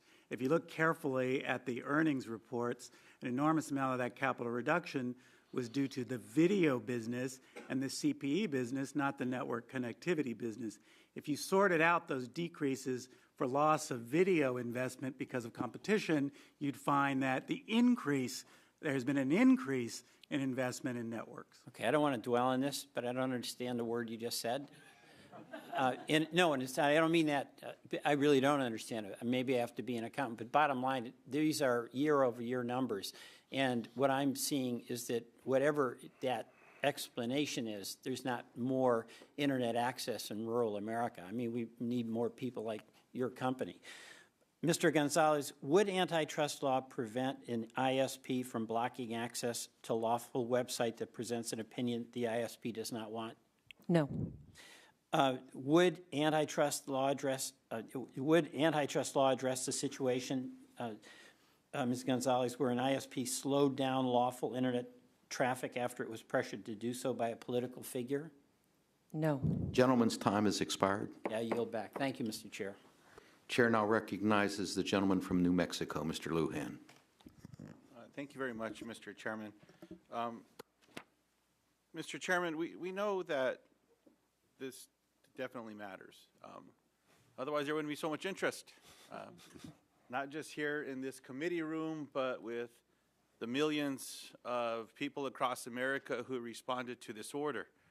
I know that we're still trying to make sense of the number of bots and trolls that are part of that filing, but nonetheless, I hope that Chairman Pai allows us to make sense of who is a real person and which part of those filings should be taken out. I hope that we'd all agree with that. The foundation of a record in order to make a decision is only as solid as the quality of the information that's been collected. I think that as Chairman, I would hope Chairman Powell and Chairman Wheeler, you'd both agree with that, with the importance of what happens at the Commission. Now, when Chairman Pai announced that he was repealing the 2015 Open Internet Order, he said, and I quote, "Many more Americans, especially low-income rural and urban Americans, will get high-speed internet access for the first time, and more Americans generally will benefit from faster and better broadband." So, Mr. Wheeler, the question that I have there is this true? Does the repeal of the 2015 Open Internet Order mean that more New Mexicans will have access to high-speed broadband? And how does the repeal of that order meaningfully change the economics of building out in rural and tribal communities? Mr. Lujan, this self-serving economics manipulation has been used by the Trump FCC like a drunk uses a lamppost, to lean against, to support the unsupportable. We have heard comments about what investment was before and what investment was afterwards. There is only one reason to invest, and that is to get a return. You don't say, I'm not going to invest because regulation. You say, I'm going to invest because I'm going to get a return. And one of the things we have to do, especially in New Mexico and other rural states, is to make sure that we have programs in place that help get that return. A universal service support program, which itself needs to be directed towards building, towards capital expenditures, rather than operating expenditures. And Mr. Powell, in your response to Mr. Welch, I think you touched on this. Do you have the same viewpoint as Mr. Wheeler, or would you agree with the sentiment of my question? I would say since 2016, at least in the cable industry, we have had a very significant increase in our network investment. 2 years ago, 4% of Americans had 1 gigabit speeds. As of the end of 2018 in our industry, 80% of American households had gigabit speeds. That's a pretty substantial. Mr. Powell, my question is specific to tribal communities in rural America in places like where I live. Does the same hold true in states like mine with the statistics you just laid out? So if I went back and I evaluated your response, would I see a correlation in New Mexico? Look, the low-income, hard-to-serve areas are a problem we all agree with serving. I'm not so sure whether any of these orders fundamentally change that challenge. But yes, I believe some of this advancement for the citizens of New Mexico is just as viable as it is in other states. Well, I appreciate your response because we agree with these challenges. Chairman Pai said that this was going to revolutionize access in rural America and to tribal communities in places like where I live. Well, he's the other brown guy. I'm not the one. No, but my point is, it's not true. It's not true. And that's the concern that I have for the constituents that I represent. I'll park that aside. There are a few things, Mr. Chairman, that I want to get into the record, and I have one question for Ms. Gonzalez I want to get in. There's an article that I want to submit into the record. It's now clear none of the supposed benefits of killing net neutrality are real. This points to the question I just asked. It's an article by Carl Bode with Motherboard, if I may, Mr. Chairman. Without objection. A letter from the internet service providers to Chairman Pai with concerns associated with the order as well. Mr. Chairman, dated June 27, 2017. Without objection. An article filtering out the bots, what Americans actually have told the FCC about net neutrality repeal. This goes to the essence of my opening statement as well, Mr. Chairman. Without objection. And statements from my district as well associated with net neutrality that I would like submitted into the record. And Ms. Gonzalez, I apologize, my time Without is objection. expired. I will submit this to you for the record. And I have a few other questions that I'll submit to the remaining panelists. I really appreciate you all being here. Thank you for taking the time. Thank you, Mr. Chairman. Gentleman's time's expired. The chair recognizes Mr. Schrader for 5 minutes. Thank you very much, Mr. Chairman, and thank the witnesses for coming here. An excellent testimony. I have to admit I came to this hearing with some degree of trepidation about how it might be conducted, and I'd like to think we demonstrated a good civil discourse on a very contentious issue that, from my standpoint, everyone seemed to be in agreement we should fix. Devil's in the details, how to go about that, of course. But everyone came out in favor of the key elements of net neutrality, they at least spoke, which was encouraging from my standpoint. And folks seem to be interested in actually solving the problem, big quotes on solving the problem going forward. This thing's been floating around since the Bush administration. The rules of the road seem to be depending on which party occupies the central office, the presidency. I think, Chairman Powell, you mentioned your testimony. Over the last 15 years, 6 different FCC chairmen from both political parties have wrestled with this issue. Net neutrality has been in the courts 4 different times, more coming up from what you were saying. I have to believe this leaves consumers, virtually unprotected, and businesses completely in the dark about what the rules of the road are. And that's not good for anybody or everybody at the end of the day. Consumers and folks in the industry, I think, all agree we need the transparency, no blocking, no throttling, no pay prioritization, except for health and public safety. That came out here today. And no discrimination. Thank you very much for the testimony that Ms. Gonzalez and Ms. Livier gave. I think that's very important. I'm an Article 1 of the Constitution person at heart. My job is to legislate. Congress is supposed to be the legislative body. We've far too long abdicated, I think, our responsibilities to the executive branch, and we end up putting Mr. Wheeler, Mr. Powell in tough situations, doing the best they can. They've done yeoman's work. I appreciate the work both of you have done. So I think what we've heard so far today is that Congress has failed, to provide the FCC with clear legislative and congressional direction. And I, for one, like several others here have also said today, favor that we go down that route. Last Congress, I supported Chairman Doyle's resolution of disapproval of Chairman Pai's rule because it's pretty irresponsible for Chairman Pai to roll back the Wheeler order without putting in any other enforceable protections for consumers. I'd love to see our subcommittee work in a bipartisan manner, finally codify some rules with all your help and people out there back in my home district to protect consumers and provide those clear rules of the road. I think there's an opportunity. And for my colleagues who are truly concerned following Chairman Pai's action about consumers not being protected right now, if we choose not to solve this problem in this Congress, then those consumers will continue to be at risk at least over the next 2 years and quite possibly into the distant future. But I think it's time to end the uncertainty for consumers and businesses, do our job, legislate net neutrality. And with that, I yield back, Mr. Chairman. Gentleman yields back. Recognize the gentleman from California, Mr. Cardenas. 5 minutes. Thank you very much, Mr. Chairman, and thank you so much for having this hearing. I take it that everybody at this panel is for open and free internet. Is that true? I am. Yes. Yes. Yes. True. You bet. Mr. Chairman, what are we doing here? The problem solved. It's not an issue. Some people would have believed that just allowing things to be the way they are is solving a problem. But I believe that doing nothing in today's space and watching the courts decide the fate of consumers, of smaller businesses, good actors like yourself, Mr. Frenel. I'm very impressed with your intent and your actions. Thank you so much.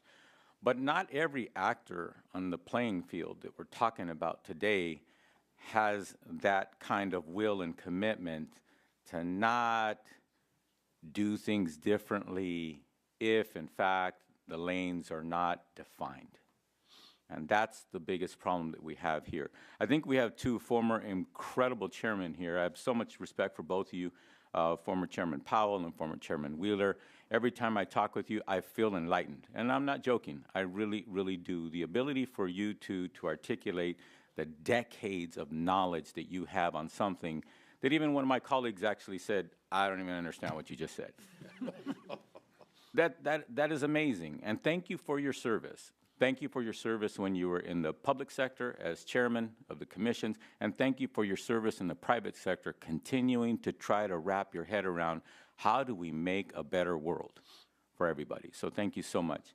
And to all of you, Ms. Gonzalez, for what you do, and I believe that you're in the public sector in the sense that you work for a not-for-profit and you're just trying to make things better for the least among us, and I don't mean it in a derogatory way. I'm talking about the smallest of the smallest businesses, the mothers and fathers who they just want to make a life for their family better, and this happens to be the space that they're doing it in. And for those of you who are in the smaller space on the playing field, God bless you, because you can get squashed like a bug or run over in a moment's notice, and most people wouldn't even know you're gone. So thank you for all that you do. But Ms. Dixon, if you want to take the opportunity, I think that there was a question that my esteemed colleague from Texas, Mr. Flores, mentioned Firefox, and I think that you may have wanted to comment, but ran out of time. I did. I think that the notion that Firefox and that Mozilla was created at a time when net neutrality rules weren't in play is just silly. We're starting back from the status quo. As much as I have a ton of respect for Chairman Wheeler, he didn't actually create net neutrality. Net neutrality existed on the internet for years and years and years. What we had principles under Chairman Powell's regime in the FCC. We also had merger agreements that had restrictions with respect to net neutrality. We had lots of protections in play, and that is what the web was founded on. So we were founded, Mozilla and Firefox, during an era when net neutrality was strong. It is now, today, for the first time, that we actually don't have net neutrality rules that protect consumers. Thank you. Okay. And the thing is, when you talk about protections, I call them lanes. I happen to have been a small business owner at one time in a regulated industry, and some of my colleagues would get upset when more regulations would come along, and I would look at those regulations and read them, and then I would realize that many of them actually helped us stay within our lane and actually helped us make sure that we stayed out of the legal system because we had lanes that we could follow, and when we followed them, we could defend ourselves and say we did proper practice when somebody was trying to sue us or what have you and things of that nature. So lanes, to me, are very important, and this is an arena where the lanes are basically muddled, and right now the courts just might even make it even worse as far as less lanes for everyone to follow by. But also, Mr. Frenel, again, my compliments to you. But at the same time, you mentioned something in your opening statement about the bad actors and kind of like, you know what, the bad actors, they'll get weeded out because they'll lose business. But with all due respect, the smallest business is in this space can disappear almost overnight because of a bad actor that they had, run into like a Mack truck. That is my concern, that when we have lanes, less of that, the smallest players on the field disappear. And I just want to thank Vanessa, if you don't mind. I met your daughter, if you don't mind me mentioning her name. People like Vanessa, this is the means of which she feeds her daughter, Alina. And I just got to tell you, we have to make sure that what we do, Mr. Chairman, and I'll yield back in just 2 seconds, we have to think about everybody, not just the largest players on the playing field. Thank you. Gentleman yields back. Committee would like to welcome Ms. McMorris Rogers, who waved on today, and you're welcome to speak for 5 minutes. Thank you, Mr. Chairman. I appreciate the chance to join you all today on an issue that I believe should have been resolved probably many years ago in a bipartisan fashion. Up until really 2015, there had been decades of bipartisan consensus on the principles of an open, free internet. Principles that would ensure consumer protections without disrupting the free flow of information and innovation that has made it the cornerstone of our 21st century economy. This debate isn't about the merits of an open, free internet. I support an open, free internet. I think we have a large agreement on supporting an open, free internet. Colleagues on both sides of the aisle have mentioned that. This is really about how we as Americans want to shape the future of our economy. Do we want to regulate the internet as a 1930s-style utility, where we have more burdensome regulation and price controls that I fear will stifle innovation, an internet that will leave many rural and underserved communities behind, like in my district? Or do we want a 21st century internet that will juice our economy, create jobs, and allow us to be a leader in new cutting-edge technologies like AI or IoT, autonomous vehicles? An economy that utilizes advances in technology to lift people out of poverty and provide them with more economic opportunities. I think we all agree that we want the latter. That's why I'm introducing the Promoting Free Internet Freedom and Innovation Act. And this bill is based upon Washington state law and would codify the bright line rules of net neutrality, specifically no blocking, no throttling, no paid prioritization. This is a solution that passed in my home state on a widely bipartisan basis, a bill that was signed by my Democratic governor, supported by Democrats in the congressional delegation, and was praised by former FCC Commissioner Clyburn. But most importantly, it's a solution that does not institute changes to the internet that would stop innovation, stifle broadband deployment, and leave millions of Americans behind. A solution that codifies the key principles on which both parties agree and have agreed for many years. The internet has revolutionized every single aspect of our lives. It's changed how we communicate. It's changed how we approach our own personal health or travel across town. It's improved the quality of life for millions of Americans. We all agree it's vital to our future, and the opportunity that it provides for our economy and hard-working men and women in our 21st century is really endless.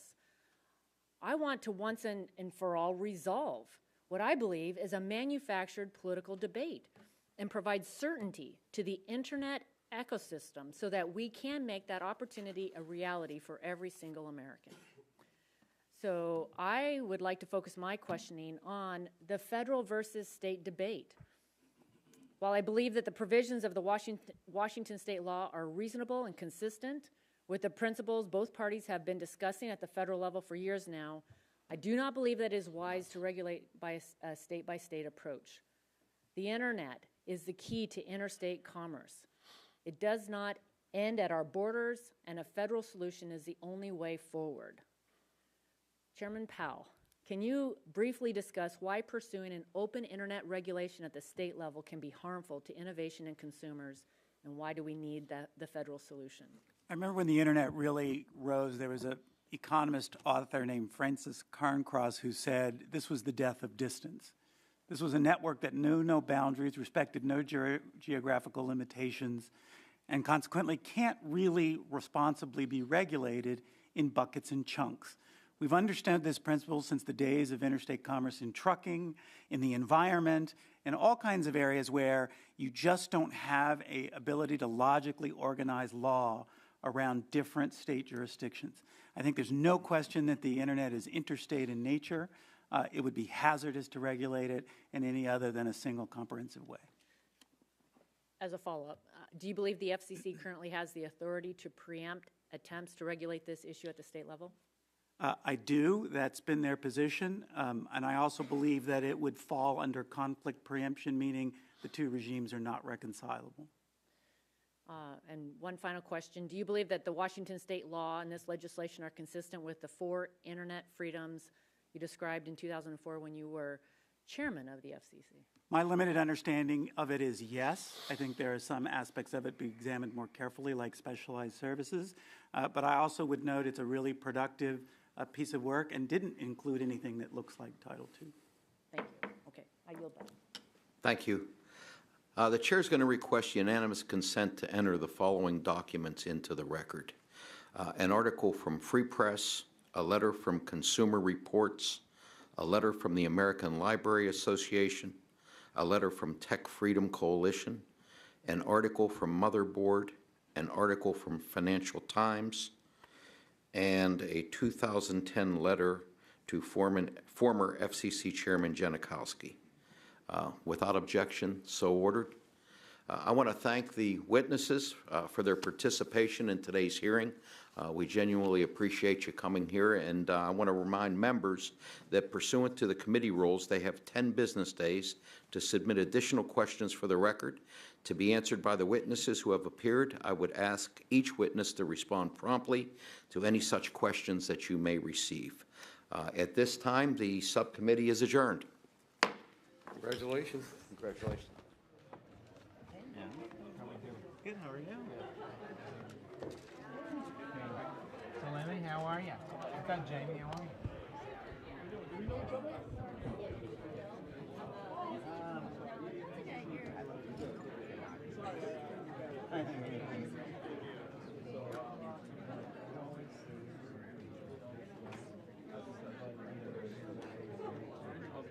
Hey, we met outside my building. We met outside my building. I was talking to Jessica.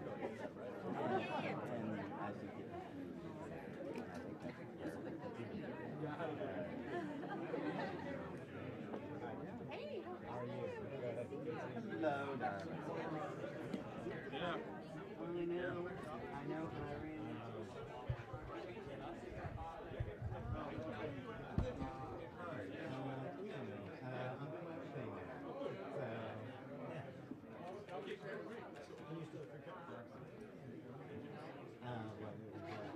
All of us have the balance. It was crazy for the public balance people. There was only Meredith in the office. Everybody else was,